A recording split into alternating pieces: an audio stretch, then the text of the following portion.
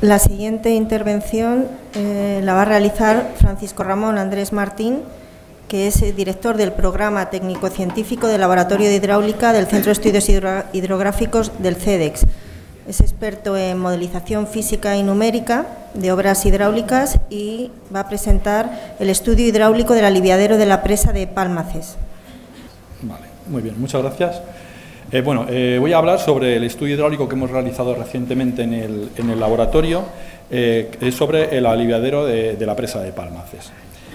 Aunque Enrique ya la ha introducido anteriormente, pero bueno, para ubicarla, se encuentra en la provincia de Guadalajara, al norte de la provincia de Guadalajara.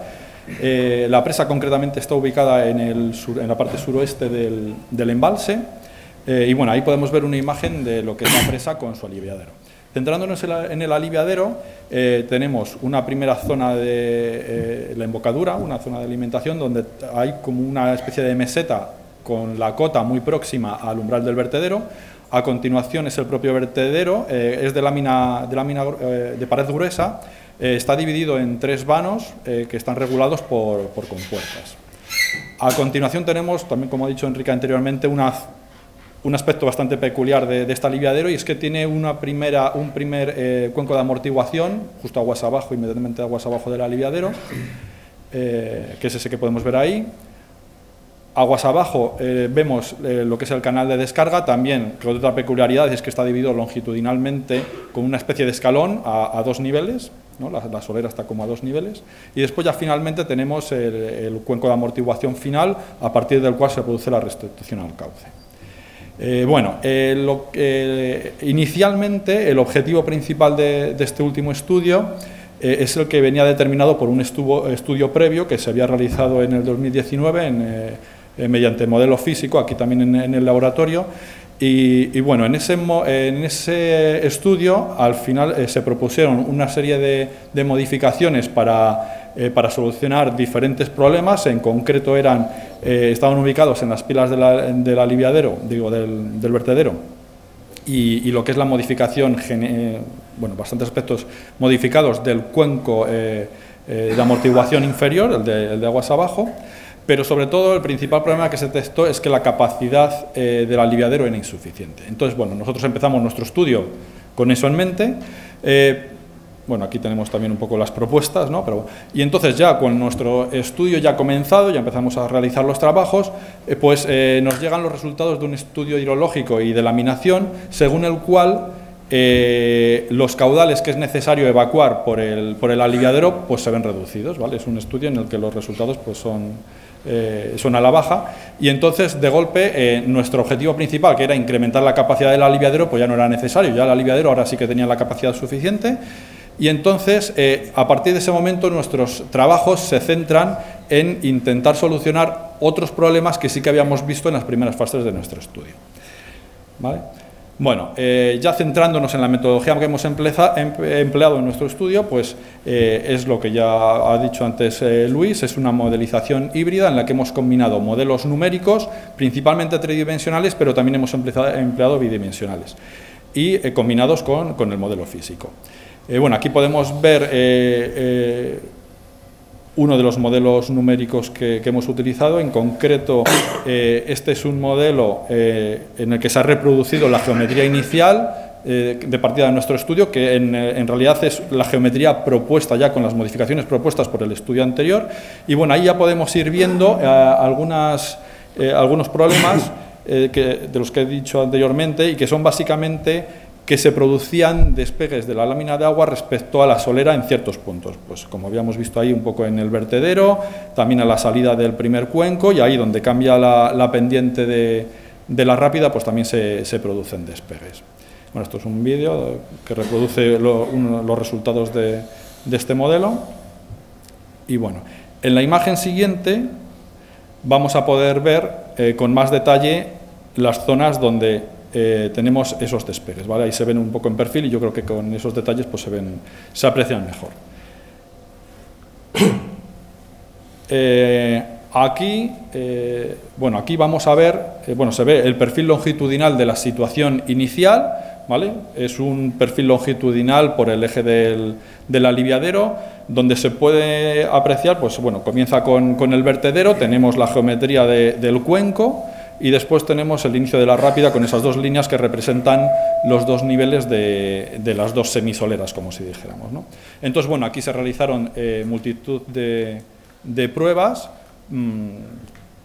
cada una de ellas se modelizó con la modelización numérica y, bueno, al final se llegó a la solución que nosotros, bueno, en combinación con la Confederación Hidrográfica, pues la que concluimos que era la mejor.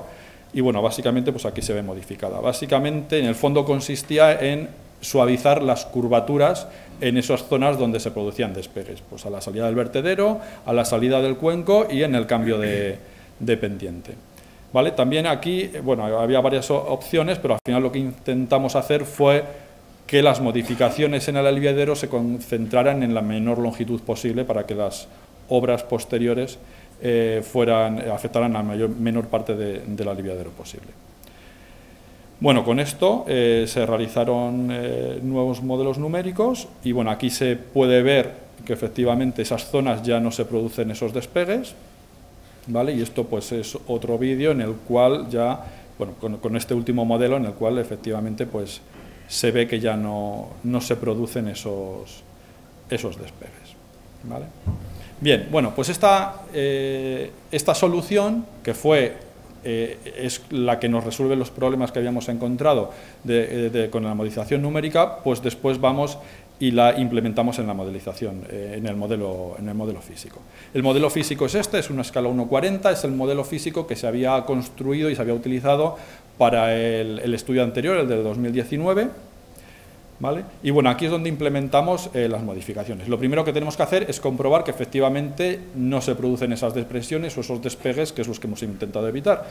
Entonces, para ello, pues bueno, ahí se ven esas líneas más oscuras, que es justamente donde hemos colocado para poder medir las presiones. Justamente esas son unas costillas de presiones y justamente en esas 5 zonas es donde medimos las presiones. Bueno, ahí en el panel de la derecha es donde realizamos las lecturas. Y bueno, pues todo esto después ya llevado, los resultados que obtenemos son estos. Como se puede ver, todas las presiones son positivas y entonces, pues bueno, podemos concluir que efectivamente estas soluciones nos resuelve esos problemas. Después ya, a partir de aquí, lo que hacemos es utilizar este mismo modelo físico para realizar el estudio de otros aspectos del modelo y de alguna manera caracterizar esa geometría. Lo primero que hacemos es obtener la curva de gasto. Aquí está comparada con la del estudio anterior y, bueno, como realmente se comprueba que efectivamente es coincidente, lo cual es lógico, puesto que no se habían introducido ningún cambio en esa zona, ¿no? 2 minutos. Vale, gracias. Otra cosa que analizamos es el comportamiento del aliviadero en función de si abrimos unas compuertas u otras, para de este modo poder dar algunas pautas a la Confederación de cuáles serían las preferencias a la hora de decidir qué compuertas abrir, ¿vale? Bueno, siguiendo aguas abajo, el siguiente elemento que se estudió es el primer cuenco de amortiguación. Bueno, realmente es un cuenco bastante pequeño. Bueno, no hay mucho sitio para reproducir totalmente el resalto hidráulico y entonces pues no es capaz de disipar toda la energía. Por eso lo que intentamos hacer fue realizar diferentes pruebas para ver si conseguíamos conseguir disipar más energía. Ahí, bueno, se ve que probamos colocando unos dientes, pero bueno, realmente no se conseguían grandes mejoras, así que al final decidimos no introducir ninguna modificación. Siguiendo hacia aguas abajo, en la rápida, pues también analizamos el nivel que alcanza la lámina de agua en los dos cajeros. Ahí se puede ver una imagen de estos ensayos y esto, pues los resultados obtenidos, donde obtenemos la envolvente de los niveles que alcanza el agua en el caje. En este caso es en el cajero izquierdo.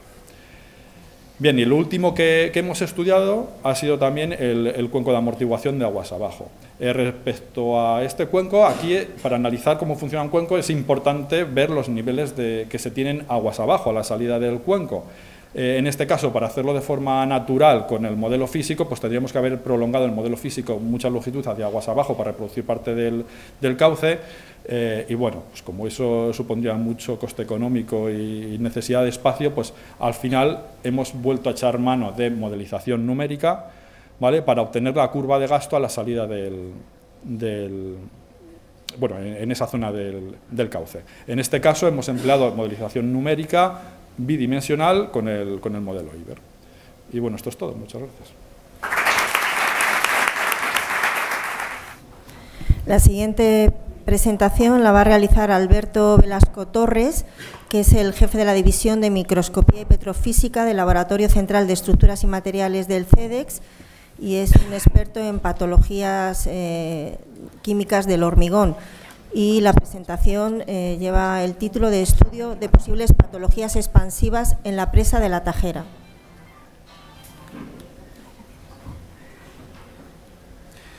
Hola, buenos días. Bueno, pues ya lo han presentado. Vengo a presentar los trabajos que se han realizado sobre unas posibles patologías en la presa de la Tance que, como han comentado, pues suscitaban determinadas inquietudes, ¿no? Al principio un breve índice con un resumen de los informes que se han realizado para esta presa. Luego, dos patologías que son muy raras, pero que, bueno, que habrá que estudiarlas, y luego las conclusiones a las que se ha llegado, ¿no?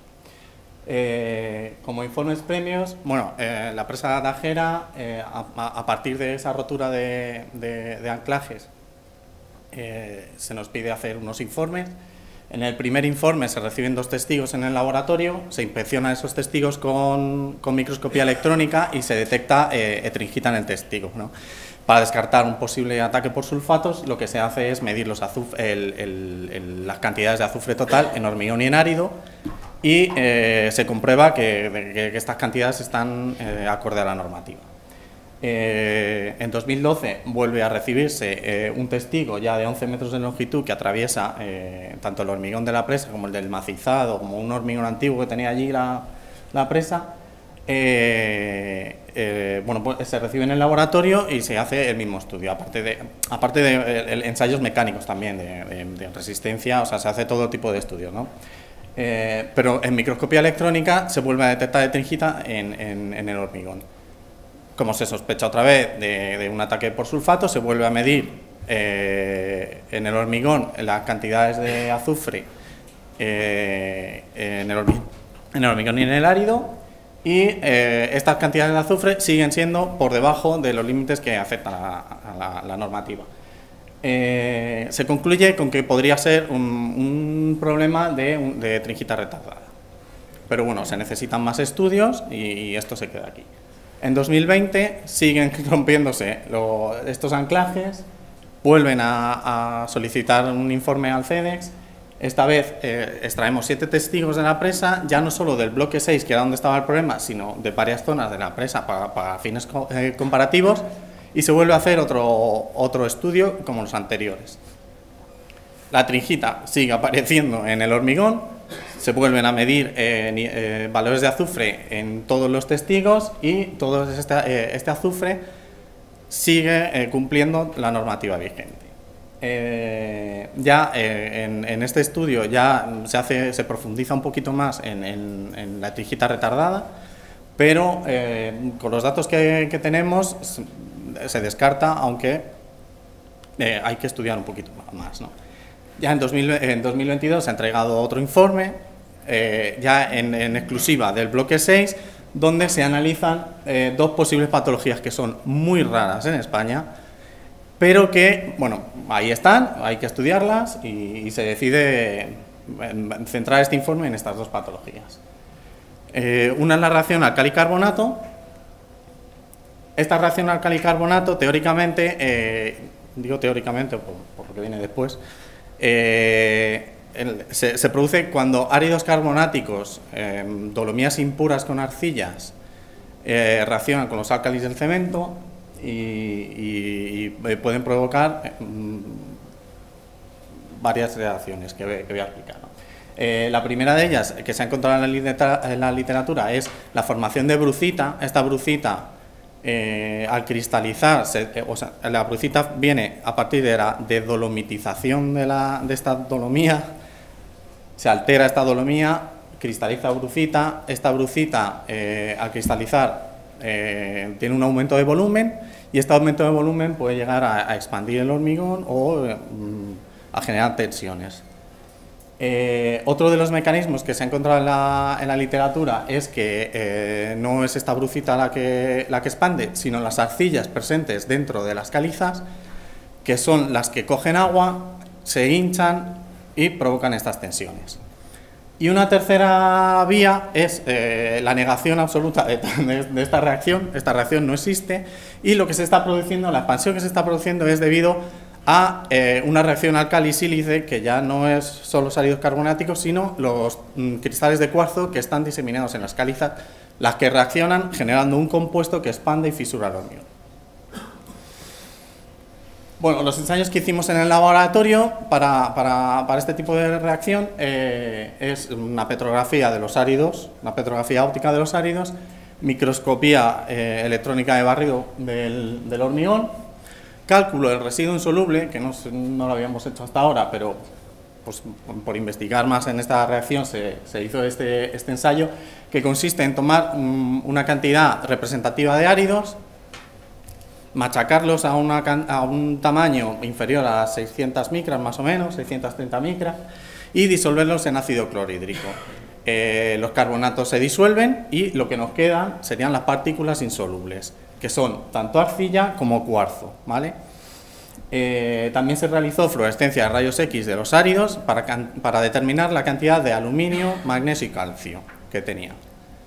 Vale, los resultados es, en la petrografía no se halla estas dolomías impuras, los áridos que se están utilizando son calizas micritas y esparitas. Con la microscopía electrónica de barrido no se ha encontrado ningún compuesto parecido a la brucita, con lo cual se puede descartar también la formación de brucita, pero es que tampoco se halla los productos resultados de la reacción álcali-sílice, o sea, ni carbonato ni sílice.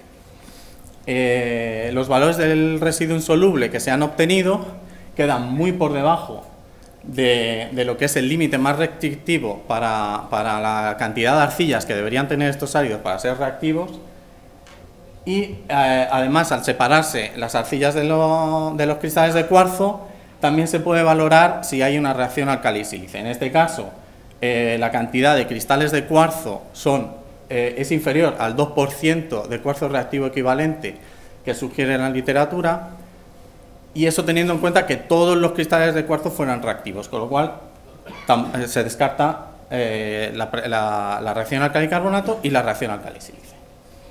Con respecto a la etringita retardada, que es el otro problema que podría sufrir, esta etringita retardada se produce dentro del hormigón cuando este hormigón alcanza temperaturas mantenidas de 70 grados, y aunque la información suministrada por la Confederación pone de manifiesto que hay un pico de temperaturas cuando están construyendo la presa, estas temperaturas no llegan a los 41 grados, con lo cual ahí ya se minimiza mucho la presencia de esta etringita retardada.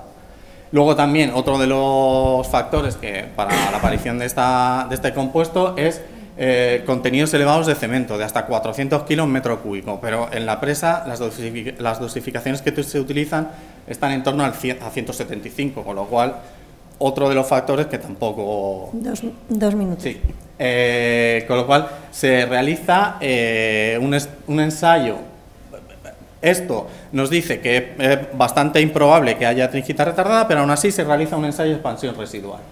Este ensayo, se sacan unas probetas de estas dimensiones de los testigos que hemos recibido, se pegan unas bases de medida y se mide el cambio de longitud que sufren cuando se sumergen en hidróxido cálcico a temperatura ambiente.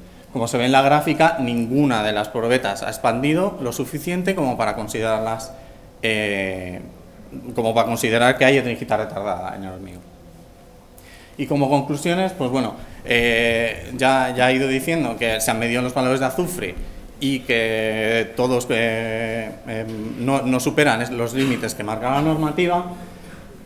Se descarta la presencia de álcali-carbonato porque los áridos no son reactivos, no se ha encontrado brucita, el residuo insoluble no es el suficiente como para considerar los áridos reactivos, y se descarta también la presencia de la reacción álcali-sílice, puesto que tampoco hay cuarzo suficiente como para que sean reactivos.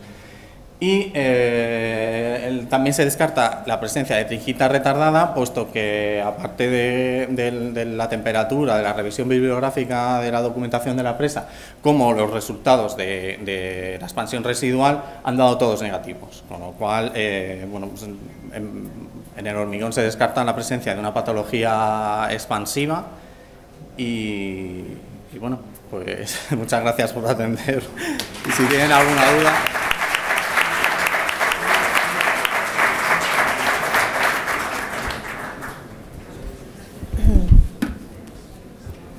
La siguiente presentación la va a realizar Vanessa García Alcocer, que es investigadora del área de estudios y auscultación de estructuras del Laboratorio Central del CEDEX y que es especialista en digitalización de construcciones existentes con BIM. Y la presentación lleva el título Procedimiento de digitalización BIM de la presa de Atance. Bueno, hola, buenos días.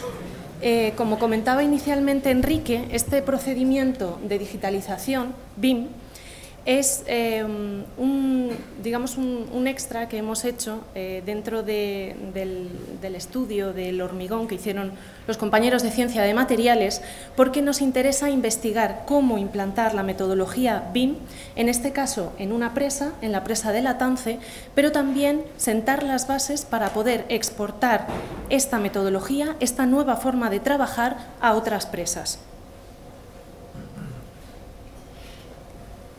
Lo primero en lo que nos vamos a centrar es ¿qué es esto de BIM?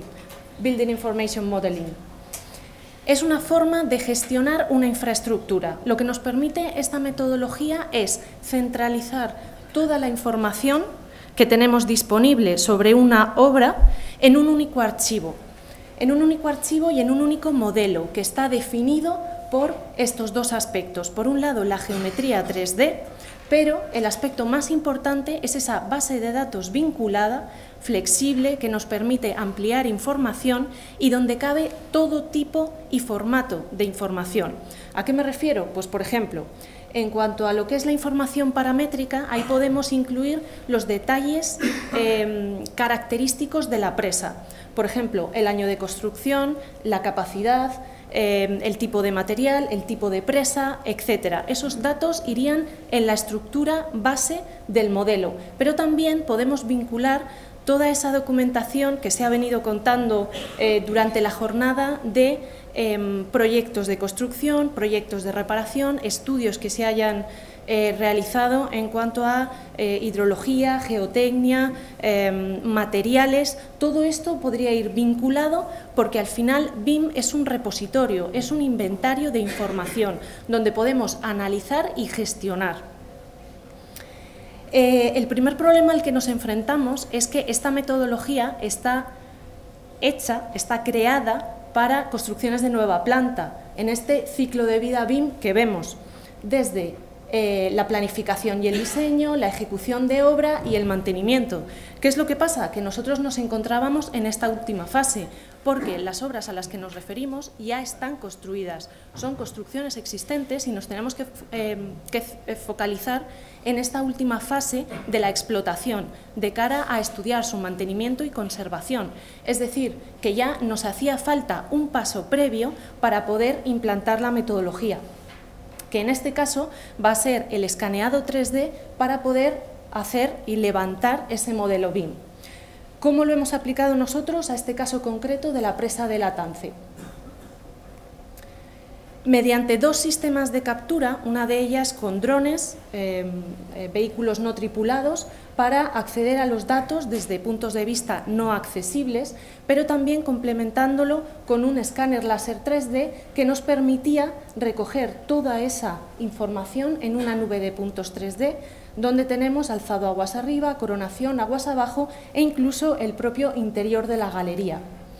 Gracias a esta nube de puntos 3D podemos capturar la geometría, podemos identificar elementos, podemos incluso ver el estado de esos materiales, como veremos a continuación. Aquí estamos dentro de la nube de puntos, hemos hecho una sección transversal por el aliviadero y nos estamos acercando a esa zona para ver las vigas del tablero. Aquí podemos realizar también mediciones e identificar la geometría de esos elementos. Además, esta nube de puntos 3D lleva asociada estas imágenes esféricas donde podemos identificar, por ejemplo, aquí, uno de los testigos que veremos luego, que se han ensayado, o ver determinadas lesiones en el hormigón, que además, si realizamos otra captura, otro escaneado dentro de un tiempo, podremos comparar y ver cómo ha evolucionado esa lesión. También en el interior de la galería veíamos instrumentación, como son las ternas del control de juntas, y luego veremos también el caso del péndulo. Si ya cogemos esa nube de puntos y la integramos en un BIM para empezar a levantarla, podemos incluso meterla dentro de esa cartografía de AutoCAD, pero además podemos, para tenerla bien georreferenciada, lo que hemos hecho ha sido levantar estas dianas que nos permitían saber exactamente y tener una correcta tanto orientación como escala. Todas esas dianas son elementos virtuales que nosotros hemos vinculado gracias a sus coordenadas GPS. Pero también hemos podido incluir en el modelo documentación asociada como son los propios planos de AutoCAD de la presa. Ahí hemos incluido alzados, plantas, secciones en su ubicación original para poder comparar nuestro modelo BIM basado en la nube de puntos y, por lo tanto, en la realidad, con los propios planos de AutoCAD. Haciendo un detalle de esta zona del aliviadero, veíamos cómo sí que había diferencias, no tanto en la geometría, por ejemplo, de esas vigas del aliviadero, como sí en su colocación y también en el propio perfil del labio del aliviadero. Todas estas características hay que tenerlas en cuenta posteriormente para realizar esa correcta gestión de la infraestructura, ver si la ejecución se ha realizado conforme a lo planificado o no. Cada uno de estos elementos que componen el modelo tienen aquí vinculadas sus características. Si hacemos una tabla comparativa, por ejemplo, de todos los elementos estructurales por tipo, tendríamos las vigas, los muros, los pilares tajamares, y esta información está absolutamente identificada, clasificada. Esto es un tema muy importante en BIM porque los elementos necesitan una clasificación para que todos tengamos un lenguaje común a la hora de organizarlos. Y también podemos incluso meter otro tipo de características como el volumen, realizar mediciones, etc. Para el caso concreto que nos ocupa, nosotros enfocamos el modelo al estudio del hormigón. Por lo tanto, lo que hicimos fue reproducir virtualmente cada uno de esos testigos con sus características, los resultados de los ensayos obtenidos por los compañeros de hormigones, pero también además pudimos vincular esa documentación asociada como las fotografías de ubicación, las fotografías de los distintos ensayos, y todos esos elementos quedarían, como ya he dicho, clasificados e identificados.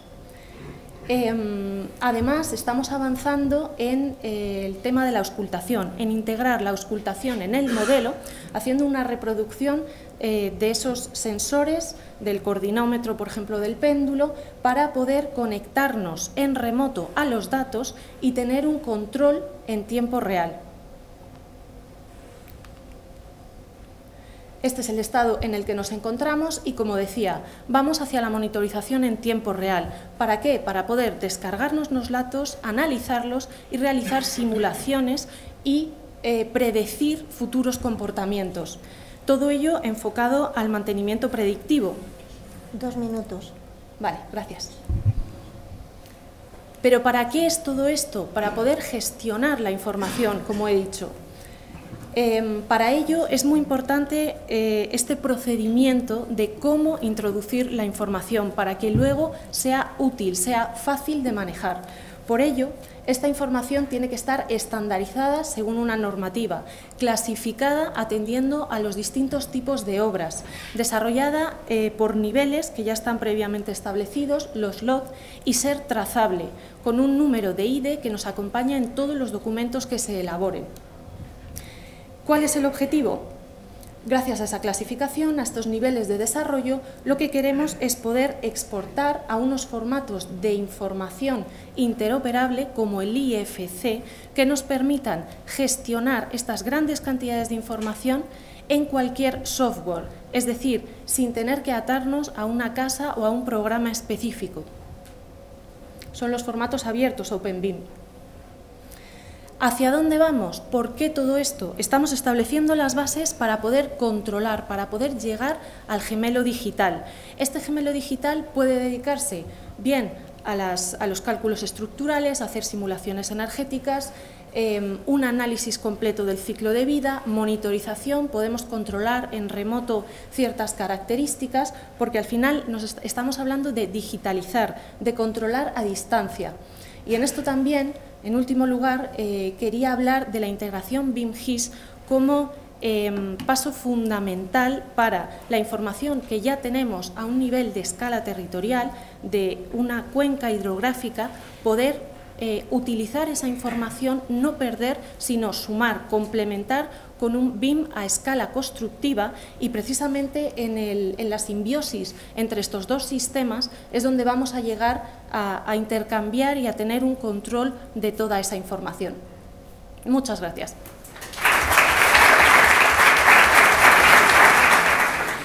La siguiente presentación la va a llevar a cabo Diego Escudero Merino, que trabaja en el área de geotecnia aplicada del Laboratorio de Geotecnia del CEDEX, y la presentación lleva el título Ensayo de permeabilidad in situ a gran escala en el espaldón aguas arriba parcialmente meteorizado de la presa de Alcorlo.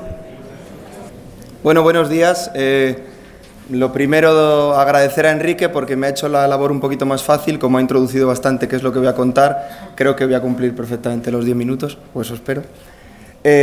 Voy a hablar de un ensayo un tanto particular que hemos hecho en la presa de Alcorlo, particular sobre todo por la ubicación, porque nos hemos colocado en el propio espaldón, y sobre todo por las dimensiones, porque es un ensayo que habitualmente pues, se hace para un tipo Hafelin, tipo Matsuo, como veremos, pero este es un poquito más grande, o intentamos que fuera un poquito más grande, aunque al final tuvimos que ir reduciendo por lo que ustedes verán. La presa de Alcorlo, como ya ha presentado Enrique, lo que más nos interesa de la presa fundamentalmente es el año de finalización de construcción, que es 1978. Es decir, tenemos 44 años de un clima relativamente duro sobre un material que es bastante alterable. Son dolomías y calizas sacaroideas que ya en su construcción ya se puso de manifiesto que tenían una calidad un poquito cuestionable, eran materiales bastante blandos, que tenían una resistencia bastante baja y que además tienen una característica fundamental de cara a este trabajo, es que cuando se rompe, cuando se fracturan y se golpean entre los diferentes bolos, se producen muchos finos, o sea, se hace polvo el material. Ya nos lo había dicho, ya lo había comentado antes Enrique, que el Laboratorio de Geotecnia en el 2011 hizo un trabajo sobre esa alterabilidad de ese material.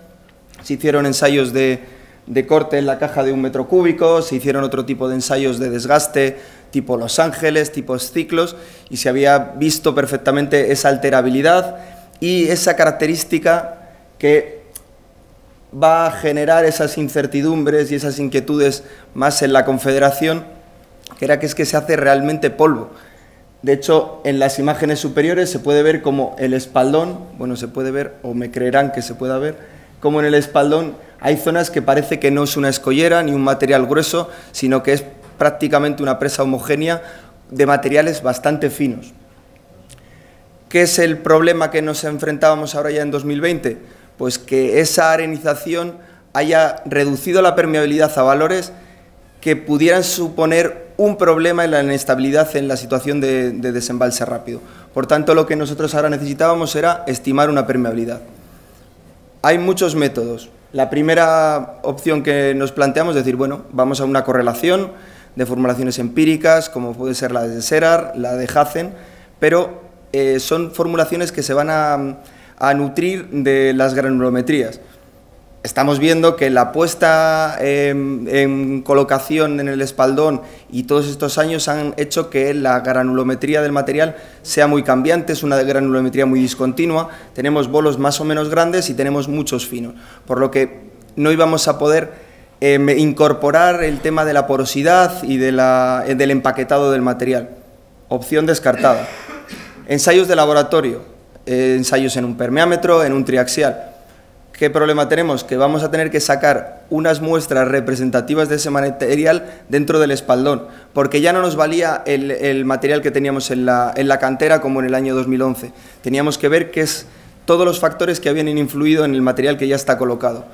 Sacar una muestra inalterada de ese material parece demasiado complicado. Por tanto, solo nos quedaba una opción, que era ir a ensayos in situ. Plantear ensayos tipo Luyon o tipo Lefranc implica ejecutar un sondeo. Ejecutar un sondeo en un material. Normalmente hablan los autores de que vas a disminuir la permeabilidad en un orden de magnitud. Si encima tienes un material que te areniza mucho y se te producen muchos finos, no nos vale y tendremos que ir a un ensayo tipo Hafelin, un tipo Matsuo, que se hacen en catas, que son relativamente de concepto muy sencillo. Lo que vamos a hacer es echar agua dentro de una cata y ir viendo que nuestro caudal de aportación es el que necesitamos para que se mantenga. Es decir, vamos a tener el caudal de agua que necesitamos para que percole. ¿Vale? No hemos utilizado exactamente la formulación de Matsuo, ni hemos utilizado la de Hafelin, sino que hemos ido a un modelo de percolación, el de Berdenikov en concreto, porque Hafelin y el Matsuo son ensayos que se hacen normalmente en materiales bastante impermeables, que no es el caso, porque estamos hablando de que era un material bastante grueso, aunque se decía que la permeabilidad podía haber bajado a 10 a la menos 2 centímetros segundo. Tendríamos que utilizar también unos ábacos extendidos de Chahar, que luego veremos un poquito, sobre todo por la geometría que va a tener la zanja. Cuando ya teníamos todo más o menos en el despacho más o menos listo, pues nos dimos cuenta que necesitamos unas bombas, unos depósitos, unas conexiones, unos filtros, etcétera, etcétera, etcétera. Muchas cosas que nos dio un poquito de pánico de decir, ostras, nos plantamos con todo eso, nos colocamos en el espaldón y tiramos ahí a ver cómo es. Y ahí pedimos nosotros ayuda al Centro de Estudios Hidrográficos, que nos brindaron sus instalaciones para poder hacer una prueba real, para ir calibrando, para ir disponiéndonos todos y que fuera a llegar y besar el santo en el espaldón.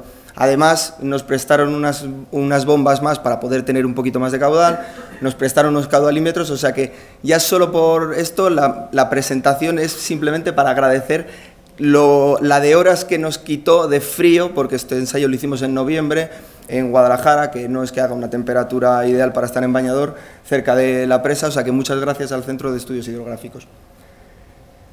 Llega ese día de noviembre, nos plantamos en el espaldón y lo primero que hay que hacer es un despliegue bastante importante, dado que llevábamos el camión bastante lleno, bombas, depósitos, conexiones, mangueras, etcétera, etcétera, etcétera, y dar las gracias ahora sí a la Confederación porque gracias a que tenían ese carrito pudimos bajar a la zanja que estaba colocada dentro del propio espaldón porque nuestro camión no era posible, como era lógico, bajar todo hacia el espaldón.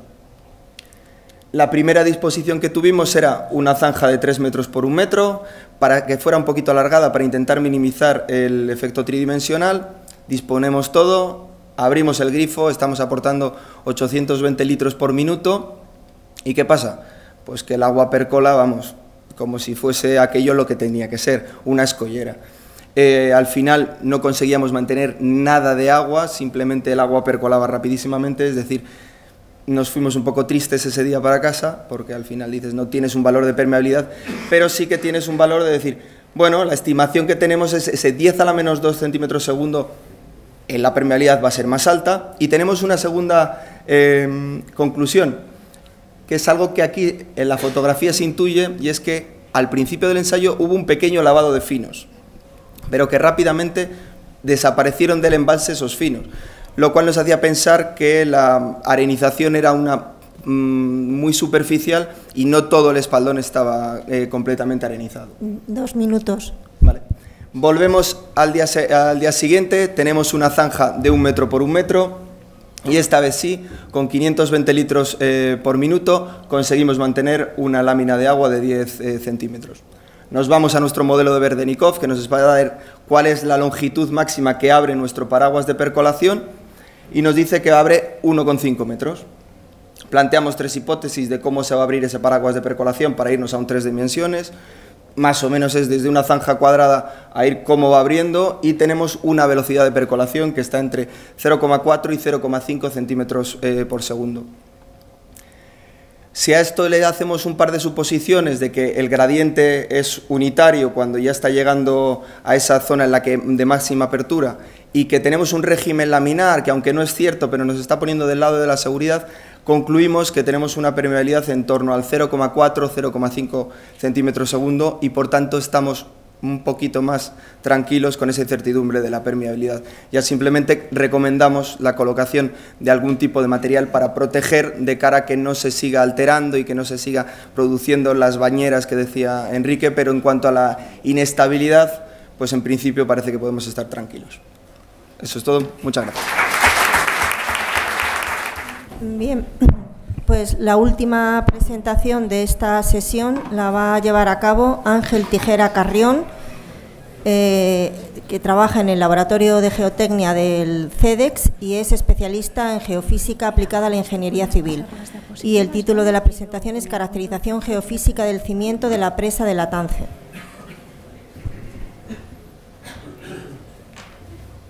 Muchas gracias. Buenos días a todos. Este es un trabajo que está todavía en curso.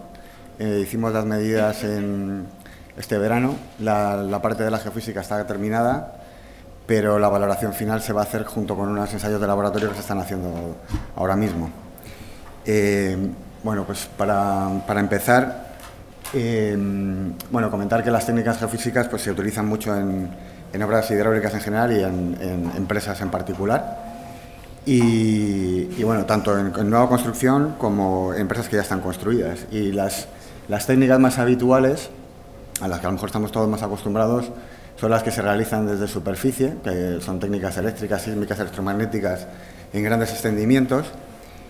Pero de lo que vamos a hablar hoy nosotros es de testificación geofísica en sondeos, que es aplicar diferentes técnicas dentro de un sondeo que se ha perforado previamente para sacar toda la información posible del contorno del sondeo.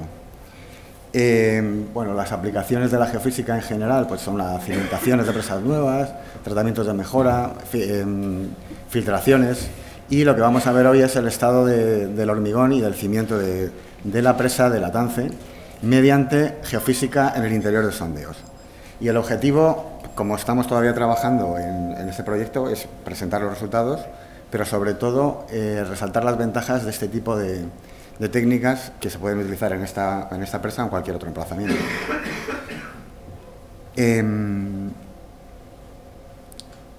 La presa de Latance, pues Enrique Moreno nos lo ha presentado muy bien cuál es el problema, y bueno, pues en la primera revisión de seguridad que se hizo en el año 2007, pues hubo una incertidumbre respecto a la estabilidad, y en la segunda revisión pues se decidió, se recomendó limitar el nivel máximo normal del embalse, y pues una campaña de reconocimiento. Bueno, se hicieron unos sondeos para auscultación y también para reconocimiento en diferentes puntos de la presa, y bueno, pues como ha comentado Enrique, pues todo salió bien en todos los sondeos, pero en el que se iba a recuperar testigo, en el que estaban centrados en este estribo, en el estribo izquierdo, pues hubo, pues no había material en las cajas. Entonces, esto pues habría que ver a qué era debido, ¿no?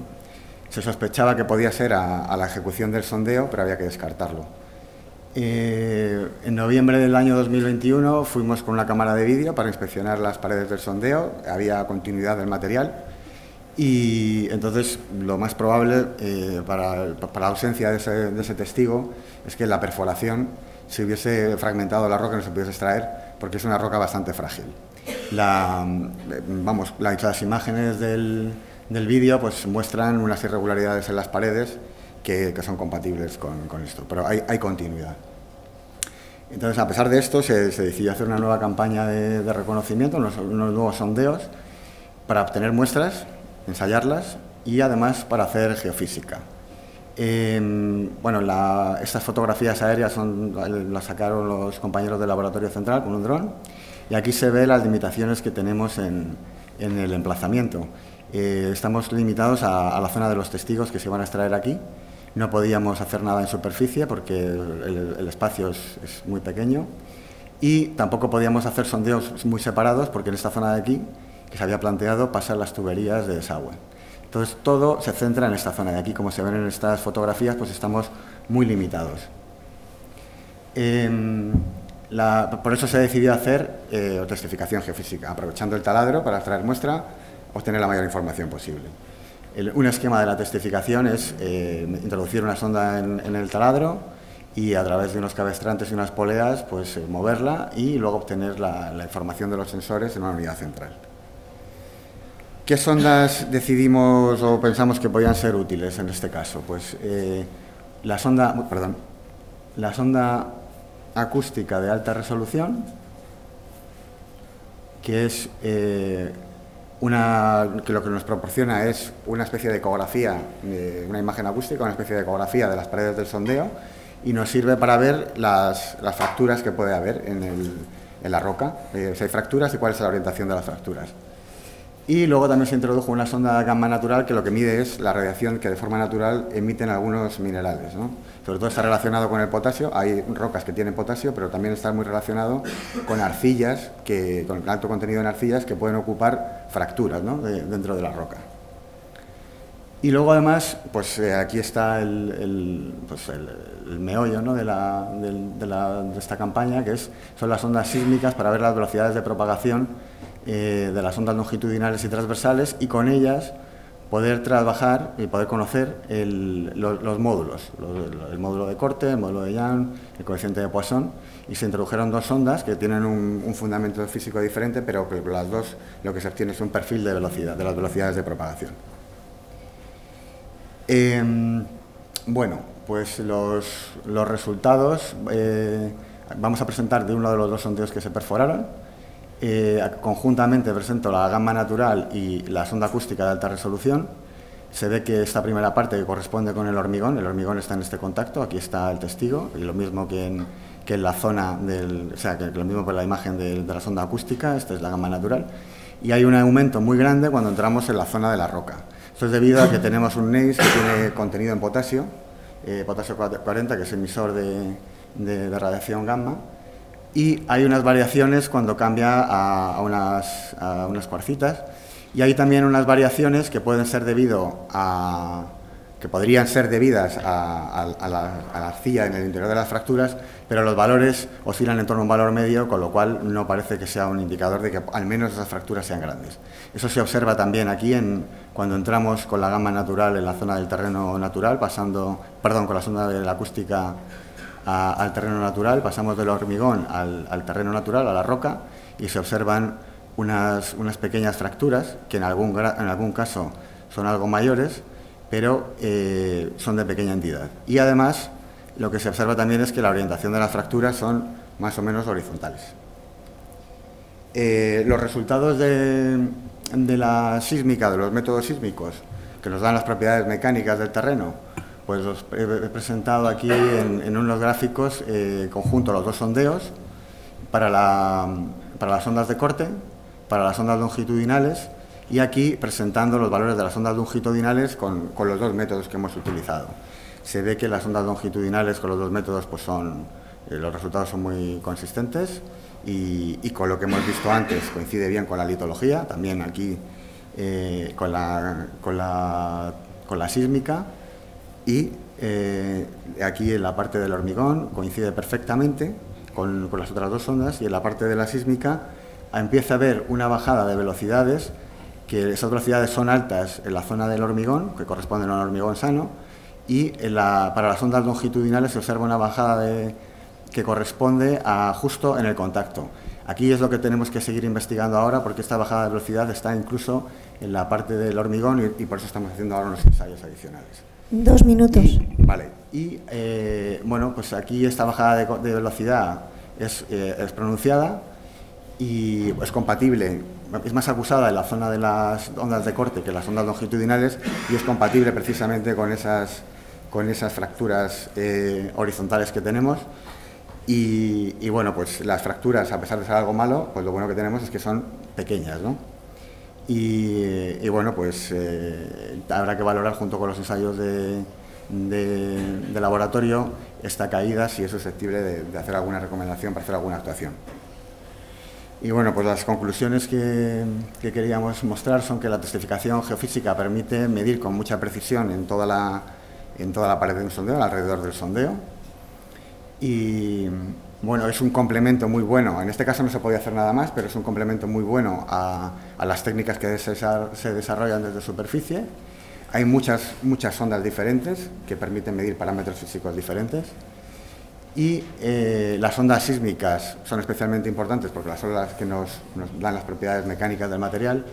Y en el caso de la presa de Latance, los resultados son consistentes entre sí, entre los distintos métodos, también con la testificación.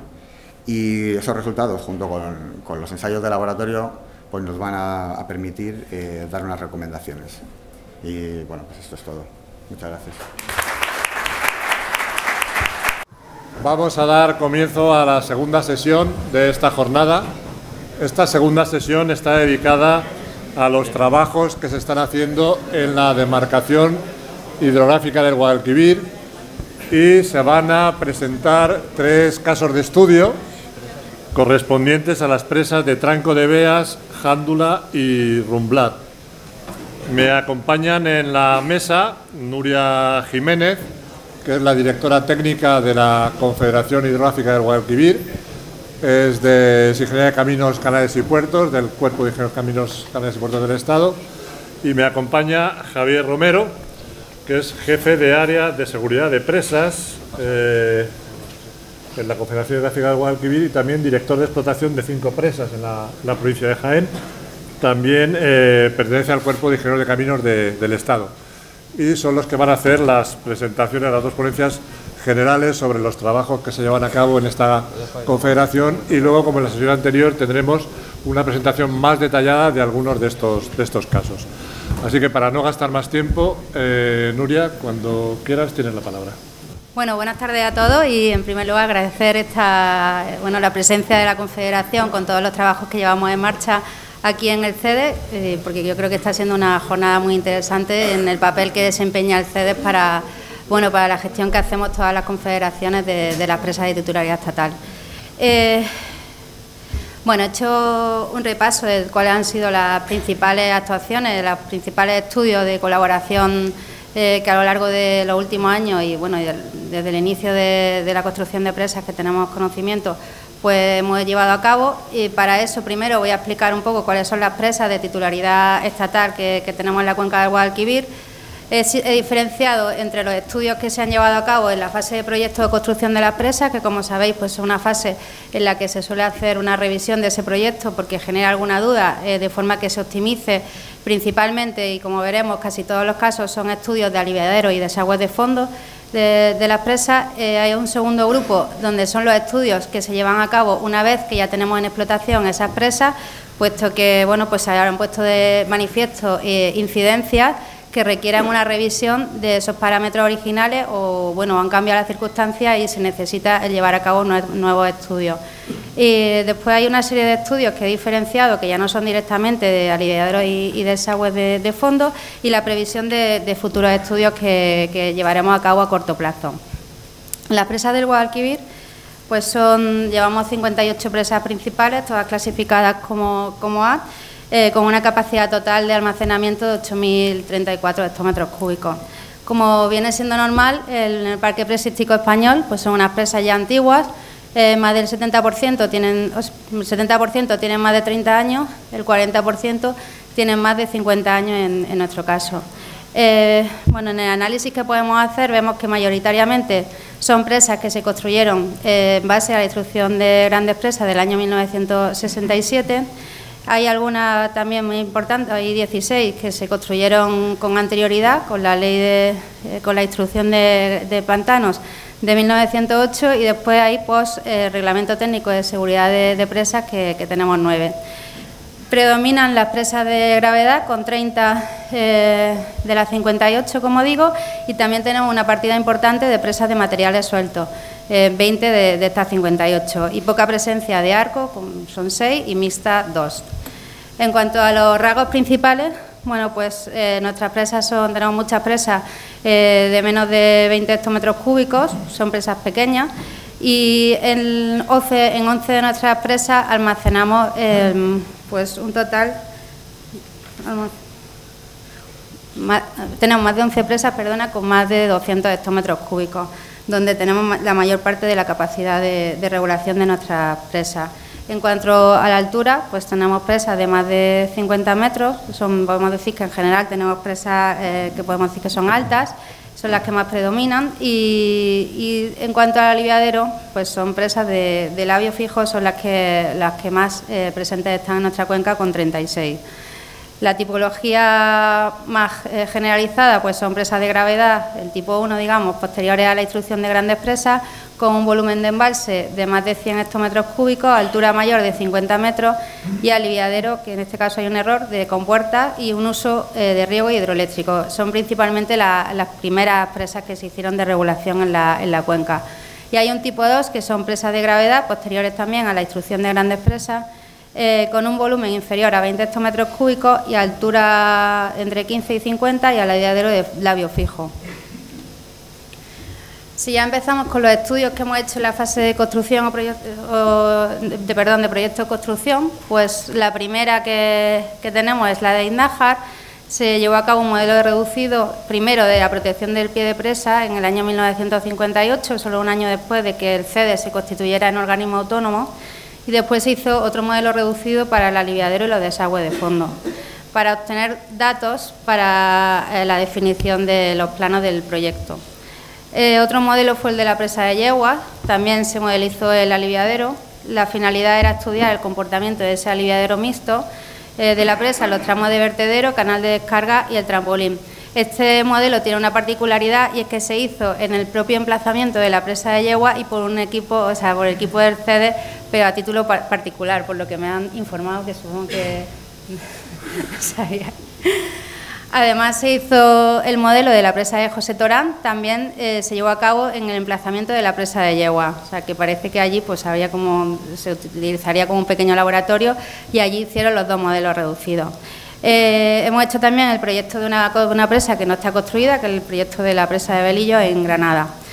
El modelo de la presa de San Rafael de Navallana, este modelo pues se hizo, como digo, en la fase de proyecto y nos permitió optimizar el caudal de diseño de ese aliviadero.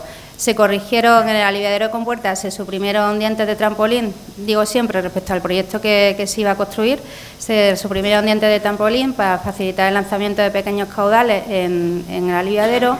En el aliviadero de labio fijo se alargó la transición para eliminar despegues, se elevaron algunos cajeros, en fin, se hicieron una serie de mejoras, con lo cual se obtuvo un incremento de ese caudal.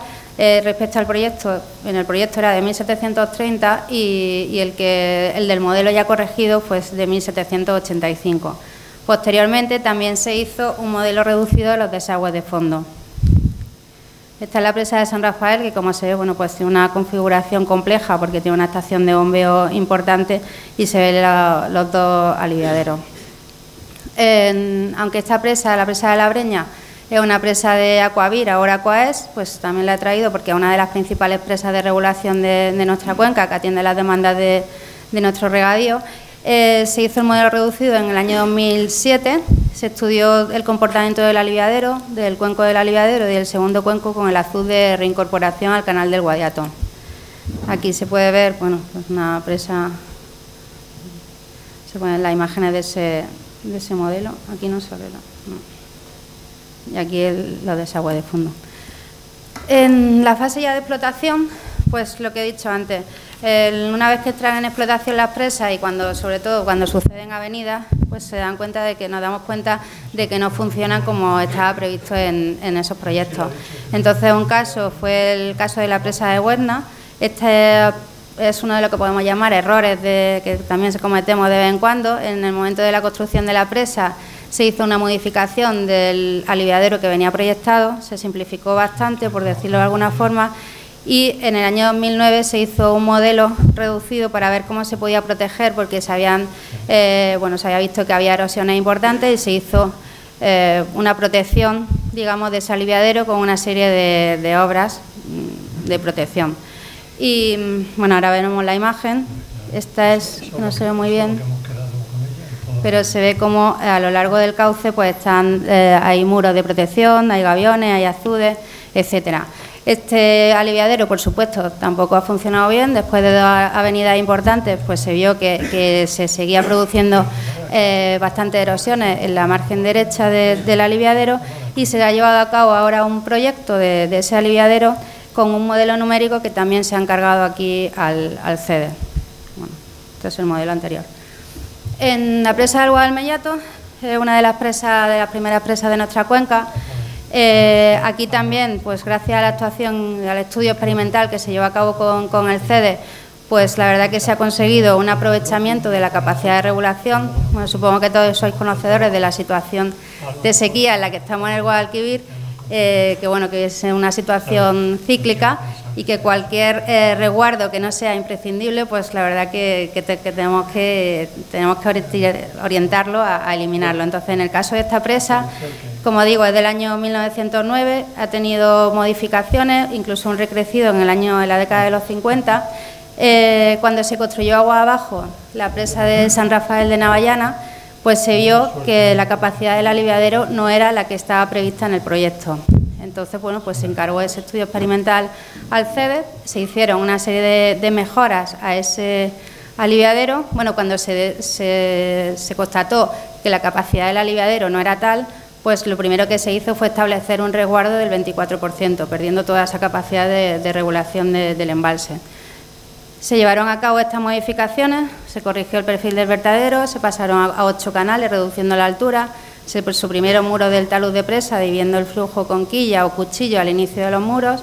Se suprimieron los muros en el tramo final recto hasta el trampolín, y en la zona de recuperación de agua abajo se eliminó un estrechamiento que estaba provocando un gran vórtice que estaba empezando a afectar al pie de presa. Aquí, bueno, no, las fotos no son muy buenas, pero aquí está una imagen de cómo estaba aliviando el aliviadero original, y se ve cómo el agua llega al pie de presa, y en la segunda foto, bueno, se puede apreciar ligeramente los cuchillos y los canales que se abrieron. Gracias a esta actuación, bueno, pues ya el resguardo que tenemos de los meses de octubre a febrero es solo del 5%. En otro caso práctico, pues la presa de Zufre.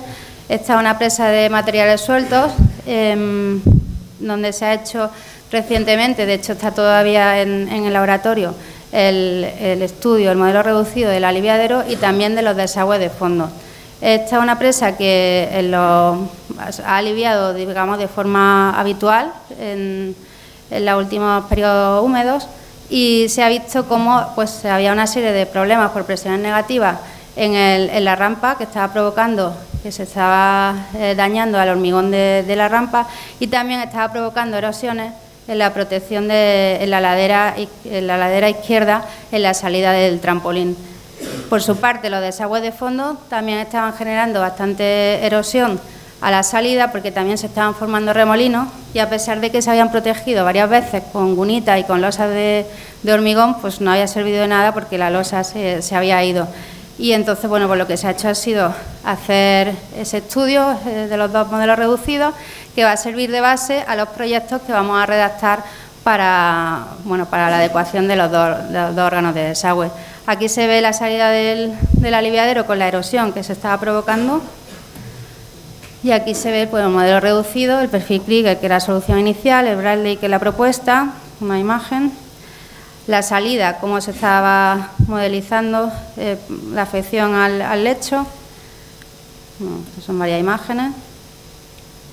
Esta es la salida el cuenco de resalto de los desagües, el cuenco de amortiguación de los desagües de fondo, donde también se ve, bueno, se aprecia ligeramente parte de esa gunita de protección y esa erosión, y el modelo de la salida de los desagües. Ahora mismo, ¿2 minutos? Bueno, ahora mismo, bueno, tenemos tres modelos reducidos en ejecución de proyectos que estamos poniendo en marcha. Uno los va a explicar a continuación Javier Romero, o sea que no me voy a extender. Uno es de Tranco de Beas, otro de la presa del Jándola y otro del Romblar. Son 2 presas de las más antiguas también de nuestra cuenca, que vamos a poner en marcha un proyecto completo para la mejora de la seguridad hidrológica y estructural, y lo primero que hemos hecho ha sido pues, verlo en un modelo reducido. Fuera de estos estudios, como digo, de aliviaderos y desagüe de fondo, pues también se han estudiado por por el Laboratorio de Estructuras y Materiales, pues varias patologías al hormigón del cuerpo de presa. Tenemos pues casos en el Negratín, en San Clemente, por la degradación del hormigón, también el ataque de aguas puras en el hormigón de la presa del Tranco de Beas y también la reacción álcali-sílice en la presa del Jándula. Otros estudios interesantes que en nuestra cuenca además tienen especial relevancia porque es una cuenca con una alta tasa de erosión y por tanto de sedimentación, pues son los estudios sedimentológicos que puso en marcha y que han hecho referencia a lo largo de la mañana en la Dirección General.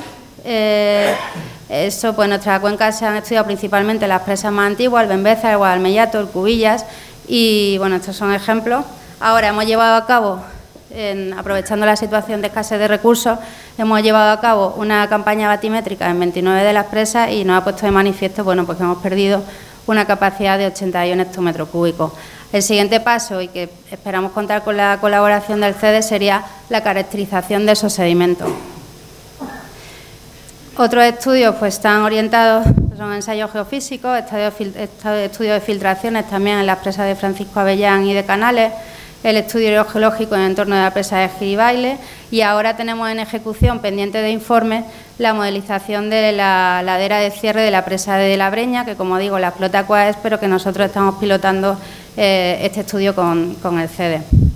Otros estudios muy importantes de nuestra cuenca son los relativos a la modelización de cauces. Principalmente hemos estudiado los cauces en donde tenemos problemas de inundaciones, en 3 tramos del Guadalquivir, en Córdoba, en agua abajo de la presa del Tranco de Beas, que es el tramo de Mogón, y en Andújar y Marmolejo, que también bueno, se ha hablado varias veces de esto y creo que lo van a presentar ahora. Bueno, esto al final pues lo que nos dan son parámetros para, en este caso en Mogón, nos facilita la explotación de la presa que está agua arriba, del Tranco de Beas, porque bueno, pues nos da la curva de gasto, tenemos datos de calado, de velocidades y de cotas de inundación. En cuanto a Andújar, tenemos un problema importante, puesto que la presa de Marmolejo y la confluencia del río Jándula lo que está provocando son inundaciones en el municipio, en la población de Andújar. Se hizo ya un modelo en el 2015 y ahora tenemos en ejecución un segundo modelo donde se está viendo la afección que tiene la sedimentación sobre la inundabilidad de Andújar y lo que nos va a permitir es sacar unas consignas de explotación adecuadas para evitar que se sigan acumulando esos sedimentos en la presa de Marmolejo. Aquí está el modelo que también sigue en el laboratorio ahora mismo, lo veréis después. Y bueno, y por último, hay 2 estudios que han sido muy importantes para los planes hidrológicos que parece que se van a aprobar hoy, que están hoy en el Consejo Nacional del Agua.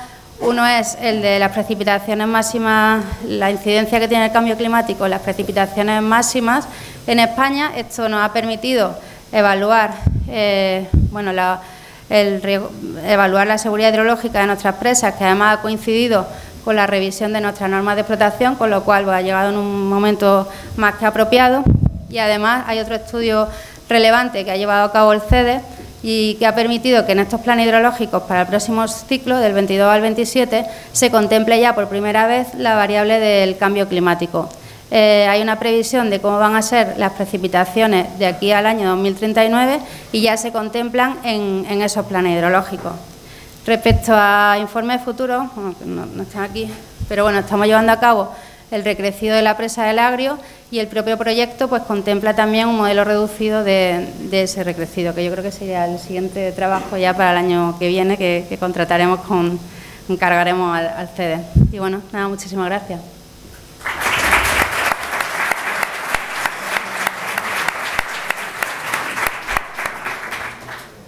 Muchas gracias, Nuria. Pasamos ahora a la presentación de Javier Romero, que se va a referir a las actuaciones en las presas de Tranco de Beas, Jándula y Rumblar. Hola, buenos días a todos. Voy a presentaros y hacer una introducción a las presas de Tranco, Jándula y Rumblar para que luego nuestros compañeros del CEDE nos digan los trabajos que están haciendo sobre ellas y un poco también entraremos en la problemática que nos ha llevado a tener que hacer este tipo de estudios. Si os hago un poco de spoiler, yo no he tenido la intención.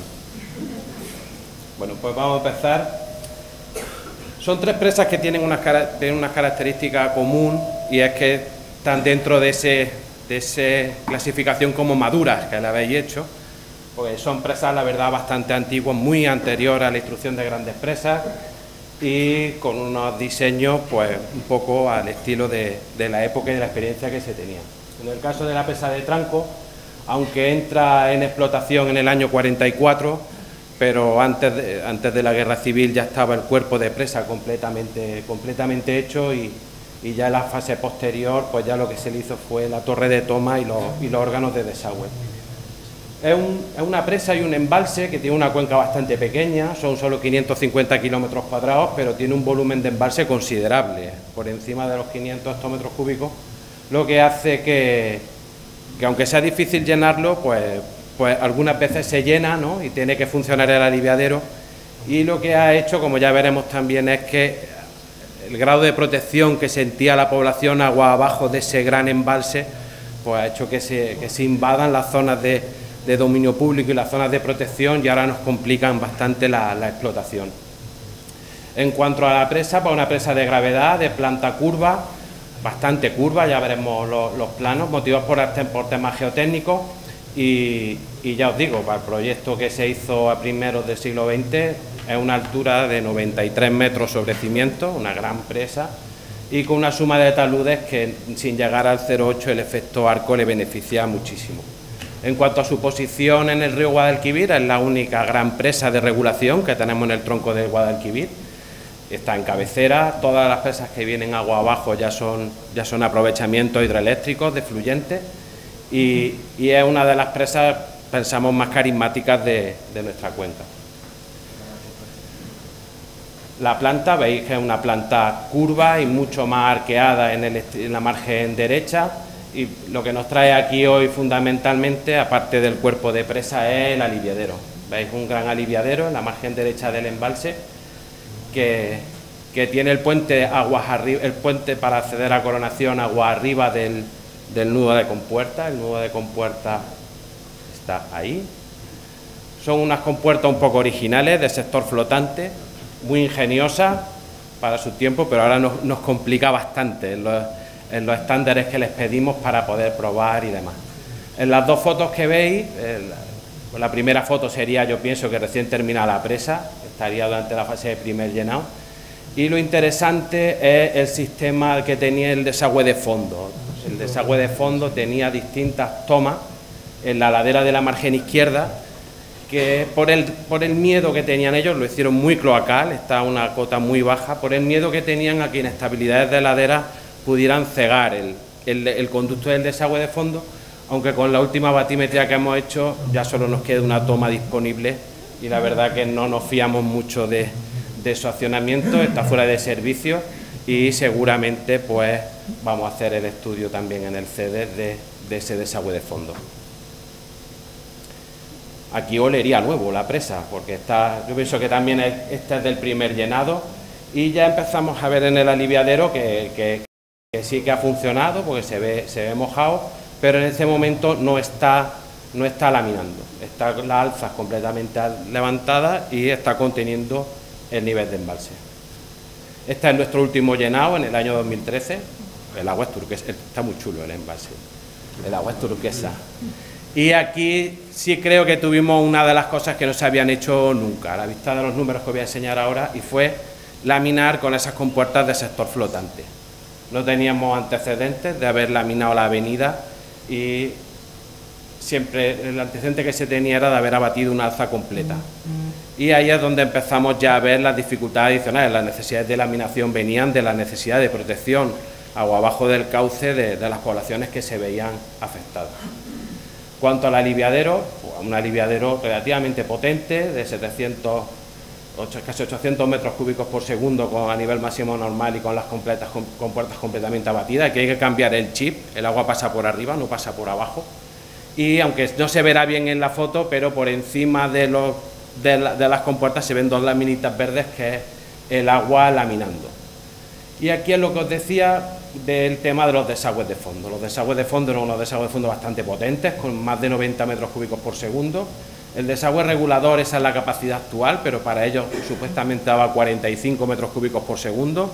Y encima la central, es decir, cuando sumas las capacidades de desagüe, pues ves que creemos que no tenían pensado tener que laminar con esas compuertas de sector flotante. Porque laminar con estas compuertas del sector flotante debe de ser algo parecido a conducir un barco. Esto tiene una inercia grandísima. El sistema, como funciona, es el agua al llegar a la cota del aliviadero, pues tiene unas entradas que se entran por debajo del alza y la presión hidrostática la iza. Y se puede laminar con la compuerta porque también tiene un sistema para el vaciado de esa cámara, y al vaciar agua, pues el propio peso del alza es la que abate y puedes controlar el agua que pasa sobre la compuerta, pero ya os digo, un sistema con una inercia grandísima. Cada compuerta esta estimamos que pesa por encima de las 200 toneladas. Y el tema es que estas compuertas ya han dado problemas. En la primera foto de la margen izquierda, arriba, veis cómo el alza derecha está más abatida que el alza izquierda.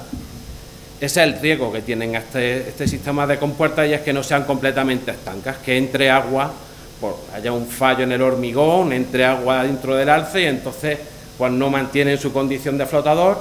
En la foto siguiente veis cómo este alza está mucho más levantada. Esto lo hace solo, es decir, este es el rango de resguardo que tiene el alza a ese nivel de embalse. Ese resguardo se va a ir reduciendo hasta que llega a nivel máximo normal, que hay un tope y ya pasa por encima.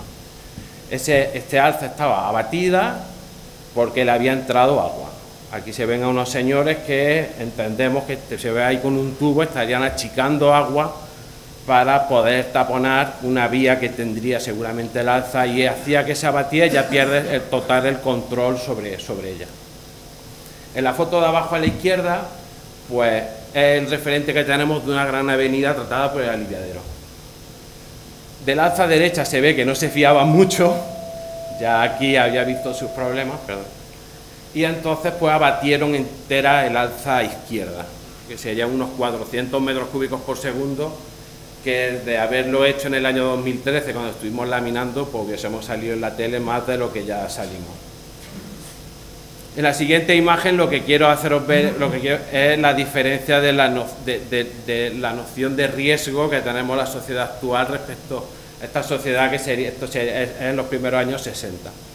Hay tres señoritas echándose una foto con un alza. En el año 2013 esto lo teníamos bunkerizado porque nadie podía entrar aquí, y los de prevención no nos dejan entrar porque nos piden aquí una barandilla. Esto ha sido realmente uno de los grandes problemas aguas abajo, la ocupación por la seguridad que les daba tener un embalse tan grande. Y en la última foto, pues el cuenco que se veía en la imagen anterior, el cuenco pues parece pequeño para esta gran rápida, y entendemos que ya en el vertido se produjeron daños que hicieron que desapareciera. Y esto es lo de las noticias que os digo de la seguridad agua abajo. El país fue un poco alarmista. Viene en vilo a media Andalucía. A mí sí me tenía en vilo, a media Andalucía no sé. Pero sí es cierto que hubo que desalojar casas ante el riesgo de que llegara al nivel máximo normal y tuviéramos que dejar de laminar y dar entrada por salida, porque también la presa en la actualidad tiene muy poco resguardo a coronación. Y es lo que motivó también el estudio que os han presentado, que os ha puesto Nuria de Mogón, en el que además hizo una mota de protección para las casas que más estaban en dominio público, pues no le entrara mucha agua. Y esta es la segunda parte de los estudios de Tranco. En la revista de Obras Públicas encontramos afortunadamente un artículo donde describía cómo fue el aglomerante que utilizaron en el hormigón ciclópeo de la construcción. Estamos años 20, el cemento sería caro, y utilizaron un cemento arena con un 50% de cemento y un 45% de caliza machacada. Y en el cuerpo de presa, no sé si se verá bien en la foto, pero hicieron con todo el sentido del mundo una graduación de resistencia y por tanto de contenido de cemento en las zonas más solicitadas, en el paramento de agua arriba donde estaba el hormigón más rico en cemento, igual que en la parte de abajo donde hay más tensiones y iba reduciéndose la resistencia del hormigón conforme íbamos subiendo en altura. En la galería superior eso se ve con unas coqueras interesantes en la ejecución del hormigón. Ejecución que dista mucho de la que hacemos ahora por una presa de gravedad. Vemos aquí cómo la margen derecha estaba construida, pero cómo el cuerpo de presa y la margen izquierda la estaban subiendo prácticamente a nivel. Eso nos hace dudar del real funcionamiento como una presa de gravedad de bloques, y pensamos que se puede asemejar más a un arco, porque la verdad que los medidores de juntas prácticamente no se mueven. Y esta es la consecuencia. Sí, lo que veis es un taladro hecho en galería en la margen de aguas arriba. Me parece que este taladro se haría en los años 90 o así, y se ve un borbotón de cal que ya está seco, eso ya está seco, ya está húmedo, está solidificado, pero que dentro del sondeo pues tiene su altura. Pues esto era una situación que hacía que la pantalla de drenaje, aunque es muy antigua, la verdad que la presa tecnológicamente estaría en lo último, porque tenía su red de galería y su pantalla de drenaje del cuerpo de presa, pues teníamos la pantalla de drenaje atascada completamente y unos nichos que hay detrás también para drenaje atascados, y no sabíamos si morirnos o pasárnoslo bien, quitar la cal o dejarla. Si quitas la cal puede estar acelerando, puede estar subiendo el gradiente hidráulico y aumentar el problema, y si no la quitas, pues la presa no tiene pantalla de drenaje en el cuerpo, y fue lo que el CEDER nos echó una mano y lo que nos dijo ya lo tenemos hecho. En cuanto a la presa de Jándula, también es incluso anterior al tranco, estaba ya en servicio en el año 32, una cuenca ya muchísimo más grande, 2.300 kilómetros cuadrados, y con una capacidad ligeramente inferior, de 325 hectómetros cúbicos. Es una presa también de 90 metros de altura y suma de taludes igual que el tranco, 0,78. En la posición en el río, agua arriba, tiene las presas de Montoro, Montoro 2 y la presa de Fresneda, y agua abajo pues confluye en el Guadalquivir, justo agua abajo de Andújar, que es otro de los sitios con problemas en cuanto a la inundabilidad. Esta es la configuración actual de la presa, una presa súper bien encajada en una cerrada de granitos perfecta, con un ligero arco. El problema que tiene es que sí que no le hicieron galería, y lo que nos lleva aquí hoy, sobre todo, además del cuerpo de hormigón, también porque todo granito y el árido lo sacarían de aquí, es el tema de los aliviaderos. Ya en la presentación que se ha hecho inicial se ha hablado del modelo reducido de esta presa. Al final el aliviadero consta de dos partes, una parte principal que llega hasta aquí, que es toda esta parte de aquí, y un aliviadero secundario. El tema es que era complicado hacer el canal tan ancho que pedía el modelo reducido de Alemania. Entonces pensaron que manteniendo la longitud del labio del aliviadero, pues mantendrían esa capacidad. El aliviadero principal vierte a un canal que va por la margen derecha y va a una caída natural, este es nuestro disipador de energía, y el segundo aliviadero pues va mediante un túnel a confluir al mismo. Esta presa aliviando es una pasada, veis aquí cómo está vertiendo sobre la margen, y la verdad que amortigua la energía, porque aquí hay unos árboles que cada vez que cuando vierten no les pasa nada, es decir, tiene que llegar al cauce completamente con mucha menos energía de la potencial que tenía arriba. Y en la siguiente foto veis vertiendo en la última, o sea, en el 2010 o 2011, donde se ve el aliviadero principal y el aliviadero secundario, ahí hasta con vegetación por delante y demás, no con tanta agua como el anterior. Esta es la configuración del aliviadero en plano, un aliviadero que es de menos capacidad que el de tranco, con 800 metros cúbicos por segundo para el nivel de avenida extrema, que prácticamente debe ser la coronación, y con el desagüe de fondo, aunque pone que son 45,8, no se puede contar mucho porque son conductos muy pequeños y también muy cloacales, es lo que tenían de hacer los desagües de fondo muy bajos. Y aquí sí se ve mejor el aliviadero principal con el túnel y la confluencia. Esta es la foto que se ha puesto de, como veis, el canal del aliviadero tiene una anchura que para nada tiene el aliviadero construido, y este aliviadero supuestamente funciona bien por unos 1.200 metros cúbicos por segundo, pero no es lo que se construyó. ¿Esto qué hizo? Pues que en Nochevieja del 61, yo no sé el pobre hombre que le tocara esto, pues vino una gran avenida que quedó registrada y estaba en las cajas rojas del Ministerio. La verdad que es un documento súper interesante, que cifra el caudal, me parece que no sé, son unos 2.700 metros cúbicos por segundo, con unos 1.200, 1.300 de vertido, y el agua superó el nivel de la coronación. No vertió por coronación por encima del cuerpo de presa porque los pretiles son opacos, y entonces estaban conteniendo el oleaje, pero aquí lo que se trata de representar es el agua está dentro de la coronación. Estas son unas fotos que hemos encontrado. Aguas arriba, el agua, o sea, se ve fatal, ¿no? Pero el agua está dentro de la coronación de la presa y entrando a través de la torre, y el vertido, que sería la leche, por la ladera. Y esta es la foto más interesante. Esto es la foto encima del labio del aliviadero principal, totalmente ahogado y con una capacidad mucho menor. Hasta ahí digo, ahí me quedo.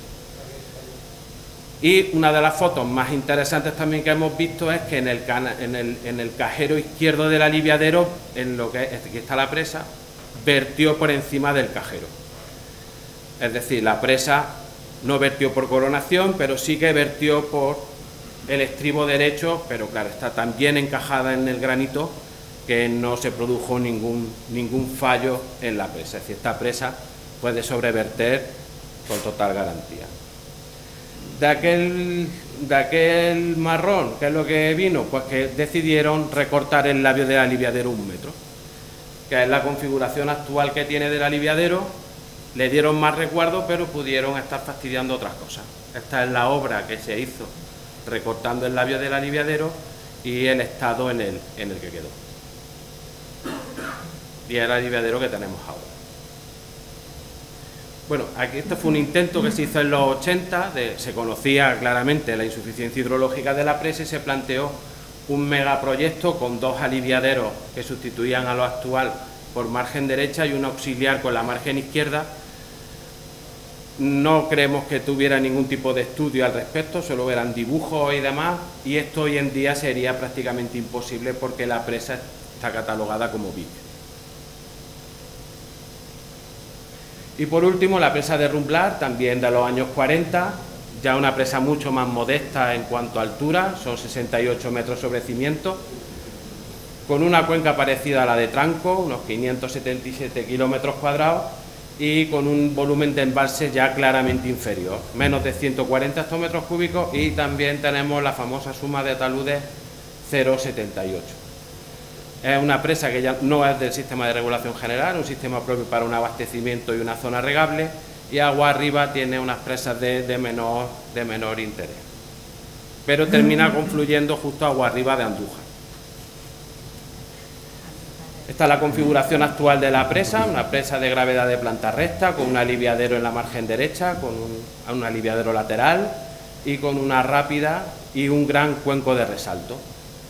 Pero este no es el aliviadero que idearon al principio. Bueno, estos son los datos del aliviadero, que tiene una capacidad de casi 600 metros cúbicos por segundo, aunque la verdad que las últimas veces que vertió no nos creíamos que hubiese tanto caudal y nos ha dado la razón los estudios que han hecho los compañeros del CEDE. Esta es la foto de la presa. La configuración inicial era el mismo aliviadero lateral, que entendemos que hay hoy, pero no tenía la rápida aquí, sino que tenía un túnel que iba a una gran obra de fábrica que vertía a un cauce que era tributario al río Rumblar por la margen derecha.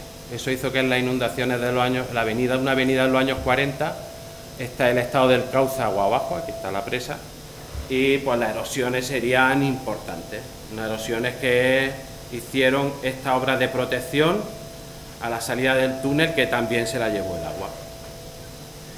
Entonces en los años 50 dicen, vamos a hacer el túnel más grande, que tenga más capacidad, y vamos a poner una gran rápida con el objetivo fundamental de distanciar lo que es la entrega al cauce de lo que es el cuerpo de presa.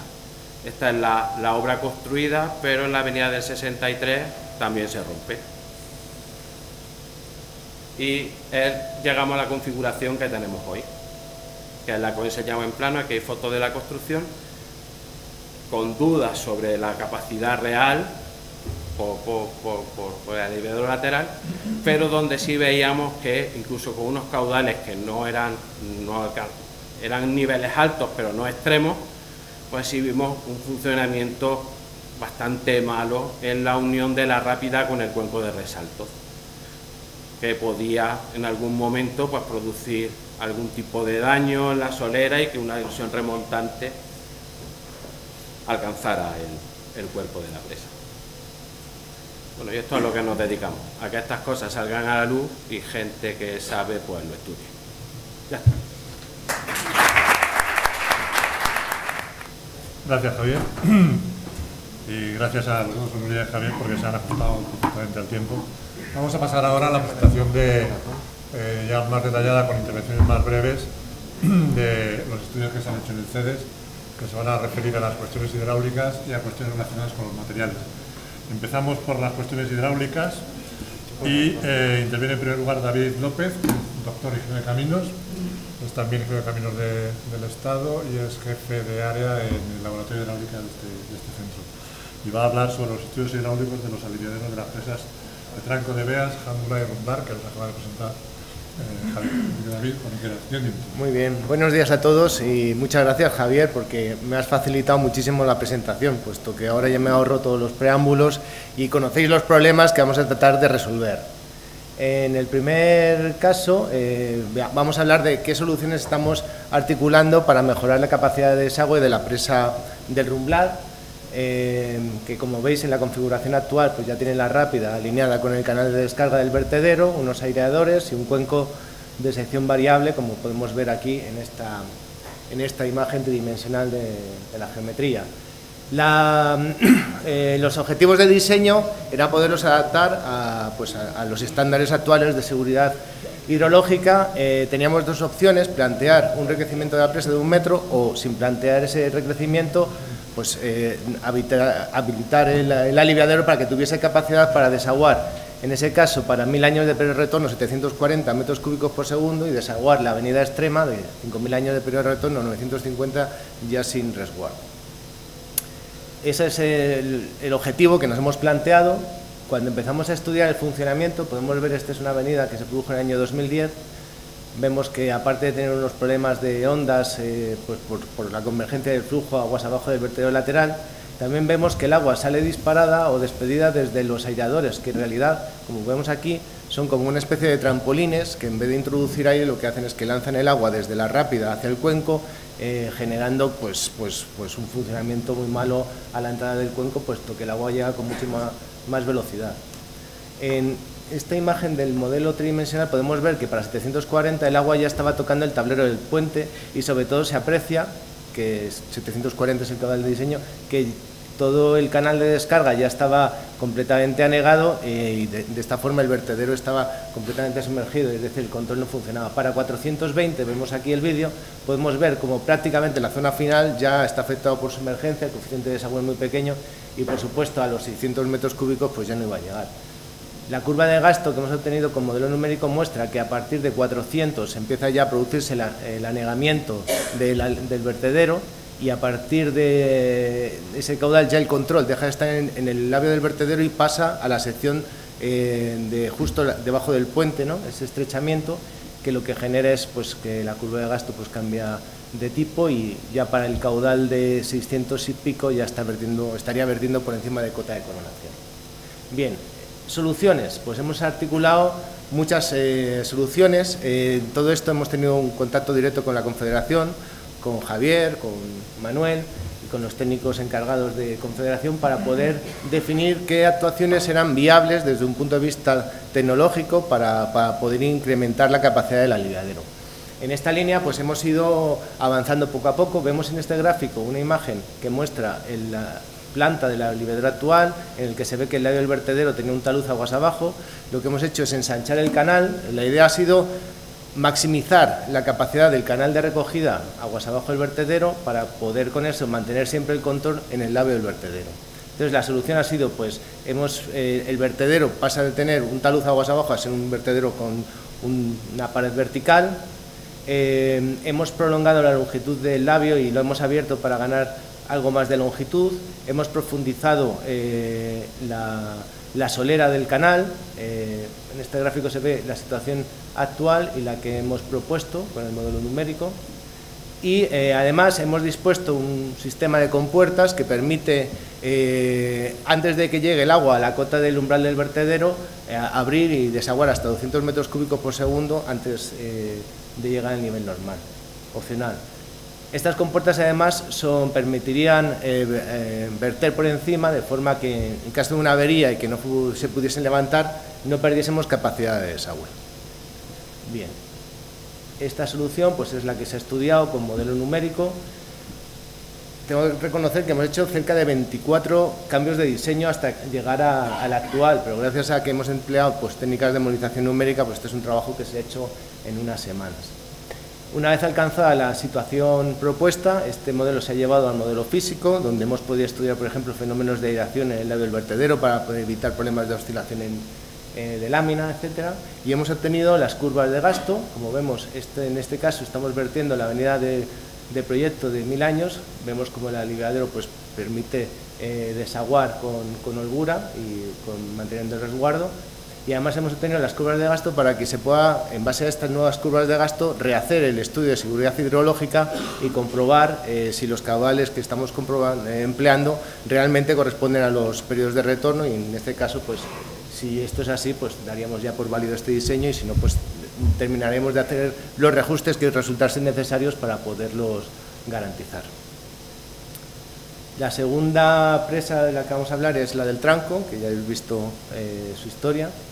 Vemos, en este caso, el aliviadero es frontal, vemos que también por la margen derecha, y el control que se ejecuta desde las alzas, ¿no? Entonces, el funcionamiento, realmente esto funciona con un control de un vertedero de pared gruesa de 28 metros de ancho y un canal de 30 metros que va ampliando su anchura hasta llegar al cuenco, y el cuenco, lo que nos encontramos es que es un cuenco triangular que realmente no tiene profundidad y que tiene esta geometría porque tiene que dejar pasar el agua que viene de los desagües de fondo y de la central.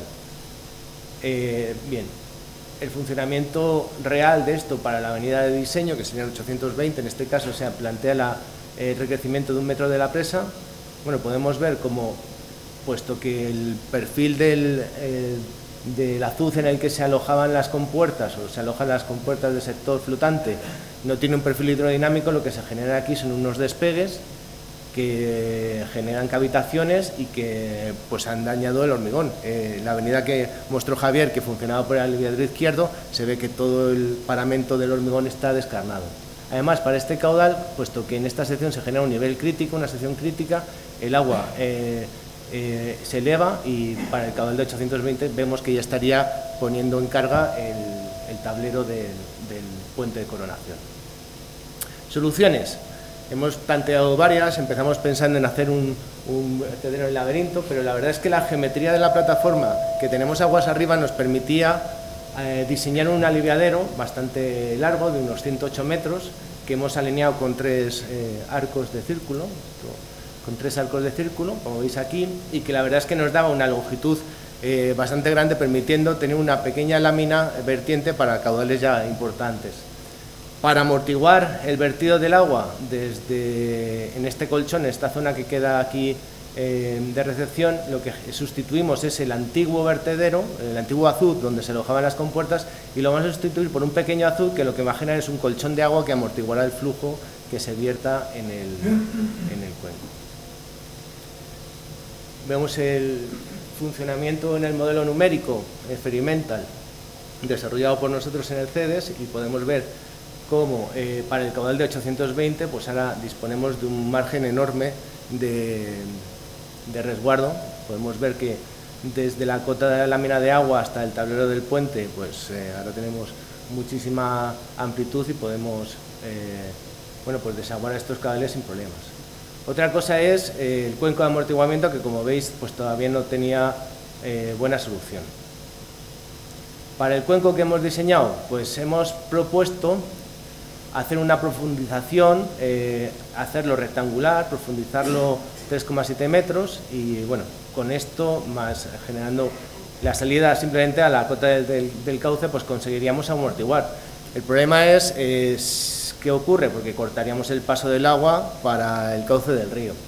Entonces esto lo que hemos hecho es, en el modelo físico, que luego podremos ver, lo que hemos hecho es sustituir ese cajero por un cajero de agua, es decir, en realidad lo que se ha construido es la rápida, pero este cajero no se ha materializado, de forma que va a ser la propia presión del agua la que mantenga el agua confinada dentro del cuenco y genere la amortiguación, de forma que cuando el agua venga de los desagües de fondo podrá pasar a través del cuenco, porque en realidad lo único que hemos hecho ha sido profundizarlo, no hemos generado ningún azud de salida.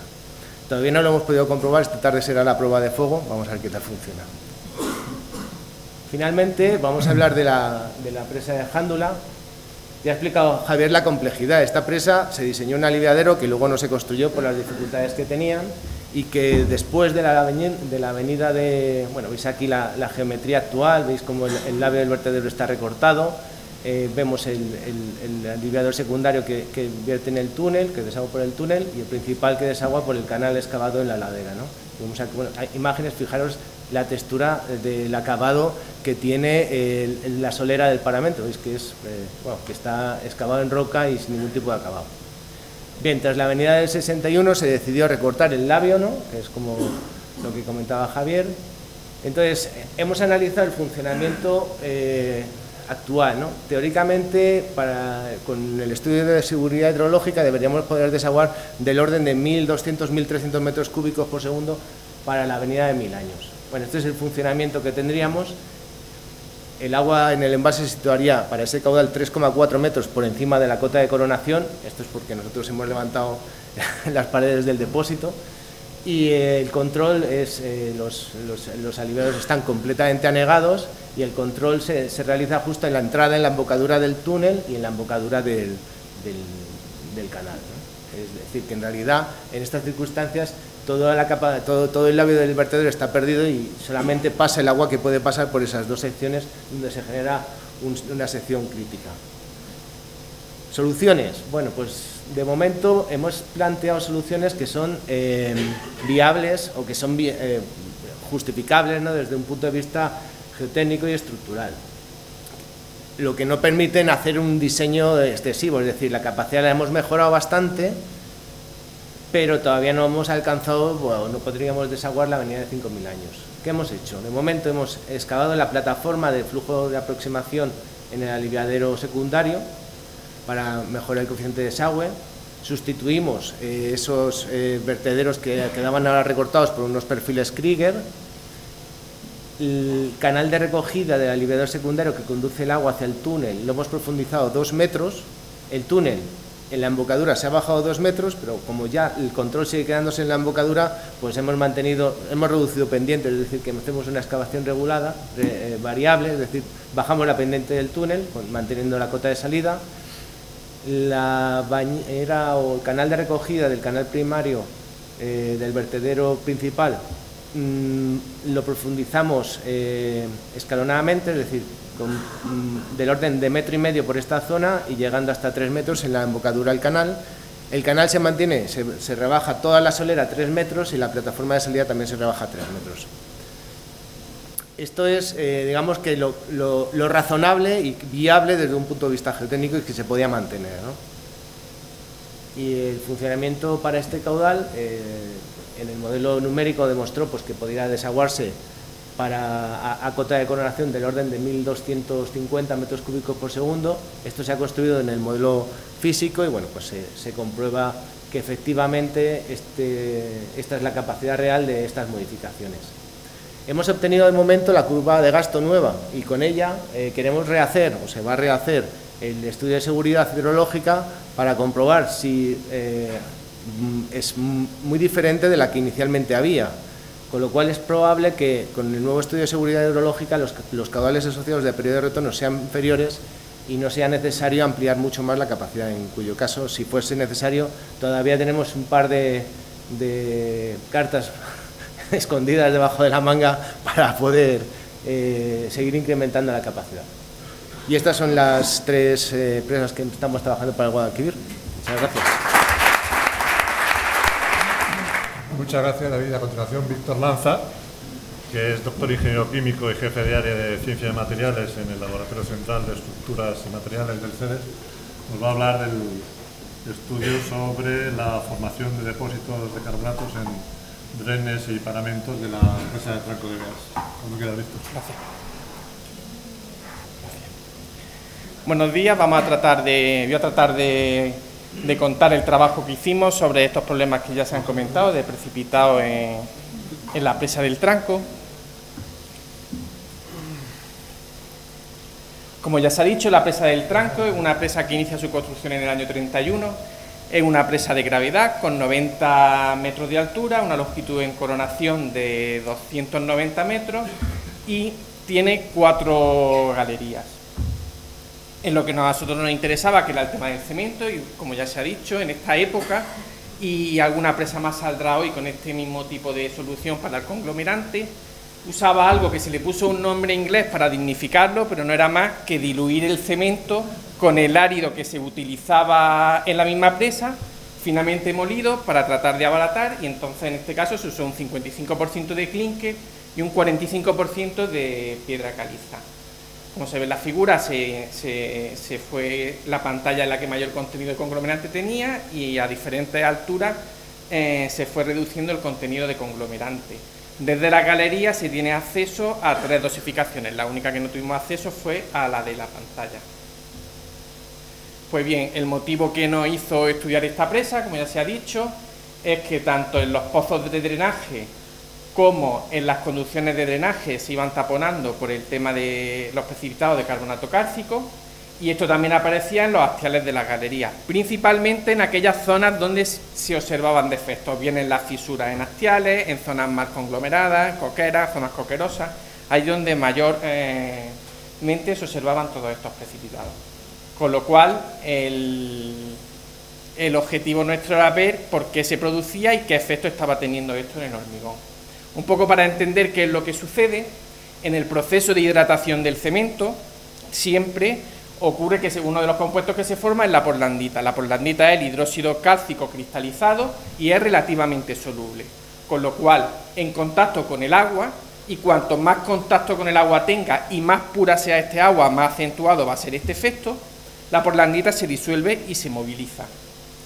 ¿Qué sucede? Que este agua se moviliza la portlandita y en las zonas donde aflora el agua termina precipitando en forma de carbonato cálcico, y de ahí que aparezcan estas eflorescencias masivas. Con lo cual lo que estoy teniendo es un compuesto de la pasta de cemento que estoy disolviendo y me está reprecipitando en las zonas donde aparece ese agua. Pues bien, el primer objetivo era saber, cuando yo estoy retirando una parte del conglomerante y la estoy disolviendo, qué efecto estaba teniendo esto en las propiedades físicas y mecánicas del hormigón. Este era el objetivo primero y fundamental del estudio que llevamos a cabo. Bien, pues para hacerlo nosotros siempre seguimos la misma operativa, siempre realizamos un estudio documental, como comentó antes Javier. Para lo antiguo que era la presa, dispusimos de mucha información por el artículo que se publicó en el que se describía todo el proceso de fabricación del hormigón. Realizamos la inspección visual de la estructura. Nosotros siempre en presa tratamos de ayudarnos de la velocidad de ultrasonido para caracterizar un poco la calidad general del hormigón y tratar de ubicar los testigos con cierto criterio. Una vez analizado todo este trabajo, se ubicaron los testigos que se extrajeron y se tomaron muestras tanto de agua embalsada como de las filtraciones. Ya ese hormigón en el laboratorio se trata de caracterizarlo, ensayos físicos y mecánicos, microscopía electrónica de barrido, ensayos químicos, todo enfocado. En primer lugar, siempre el primer estadio es evaluar el estado que tiene el hormigón de esa presa y luego tratar de estudiar posibles patologías, su alcance y sus causas. Pues bien, en este caso concreto extrajimos 8 testigos. Teníamos 4 galerías, se extrajeron 2 por galería y el planteamiento que hicimos fue el siguiente.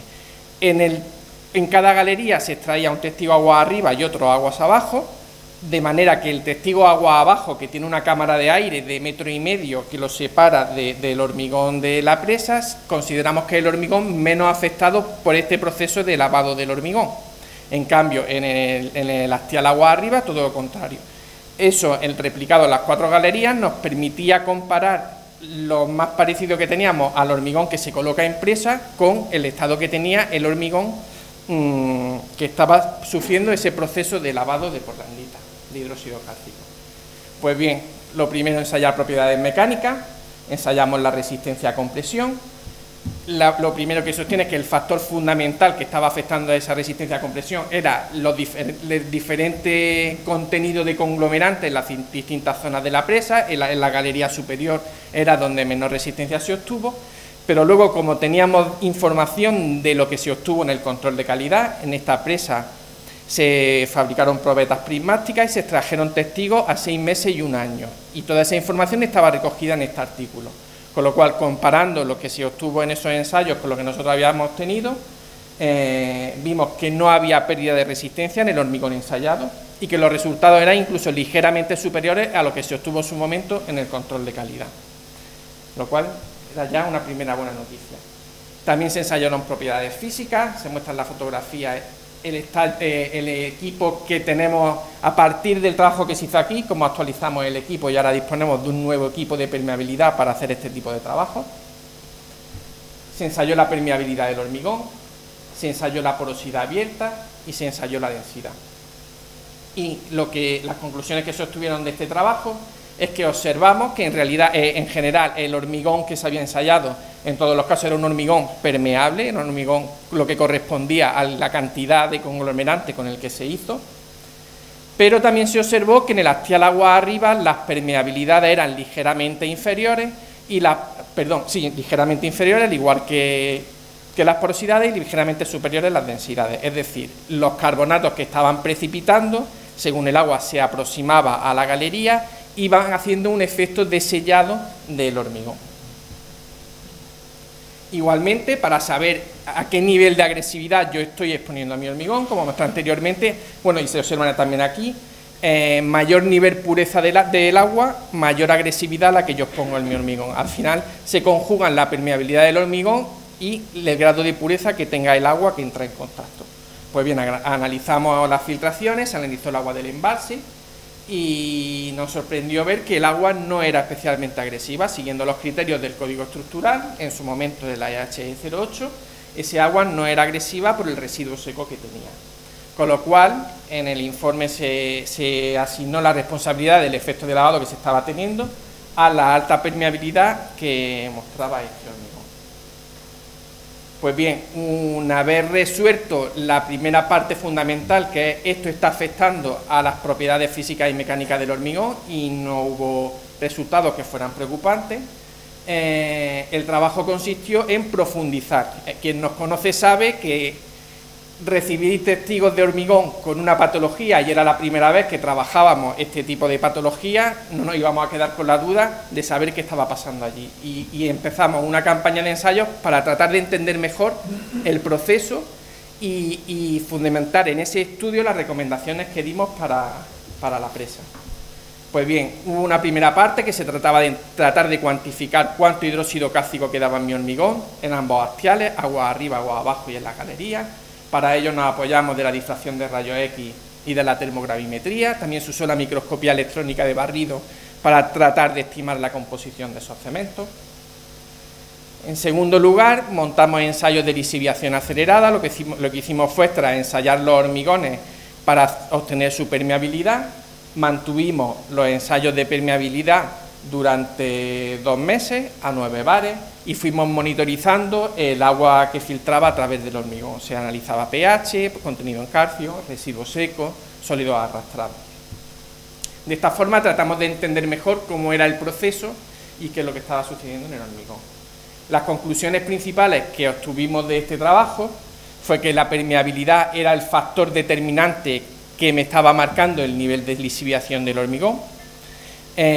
Conocidas las permeabilidades de los distintos testigos y los umbrales a partir de los que vimos en los ensayos que la lisiviación se acentuaba, pues comprobamos que efectivamente más de la mitad del hormigón ensayado tenía unas permeabilidades que en el ensayo mostraban que la lisiviación sucedía. Es cierto que la permeabilidad no se alteraba durante todo este proceso, se iba viendo cómo se iba lavando el hormigón, cómo iba desapareciendo el hidróxido cálcico a través del pH que salía a través del hormigón, pero la permeabilidad se mantenía bastante constante, lo que ratificaba lo que ya habíamos visto en los ensayos que habíamos hecho, físicos y mecánicos, en ambos axiales de la presa. Y por último también que la lisiviación se concentraba en la mitad inferior de la presa, en primer lugar porque allá había hormigones que eran permeables, también hay mayor contenido de cemento, mayor contenido de hidróxido cálcico, con lo cual mayores serán los precipitados, y también es mayor la presión de agua a la que está sometida el hormigón, ya que está soportando toda la columna de agua de la presa. Basándonos en todo este estudio, tratamos de finalizar la tercera pata de este informe, era ser útil y dar unas recomendaciones, como decía Javier, sobre qué hacemos con esto, lo quitamos, no lo quitamos, cómo actuar sobre estos precipitados.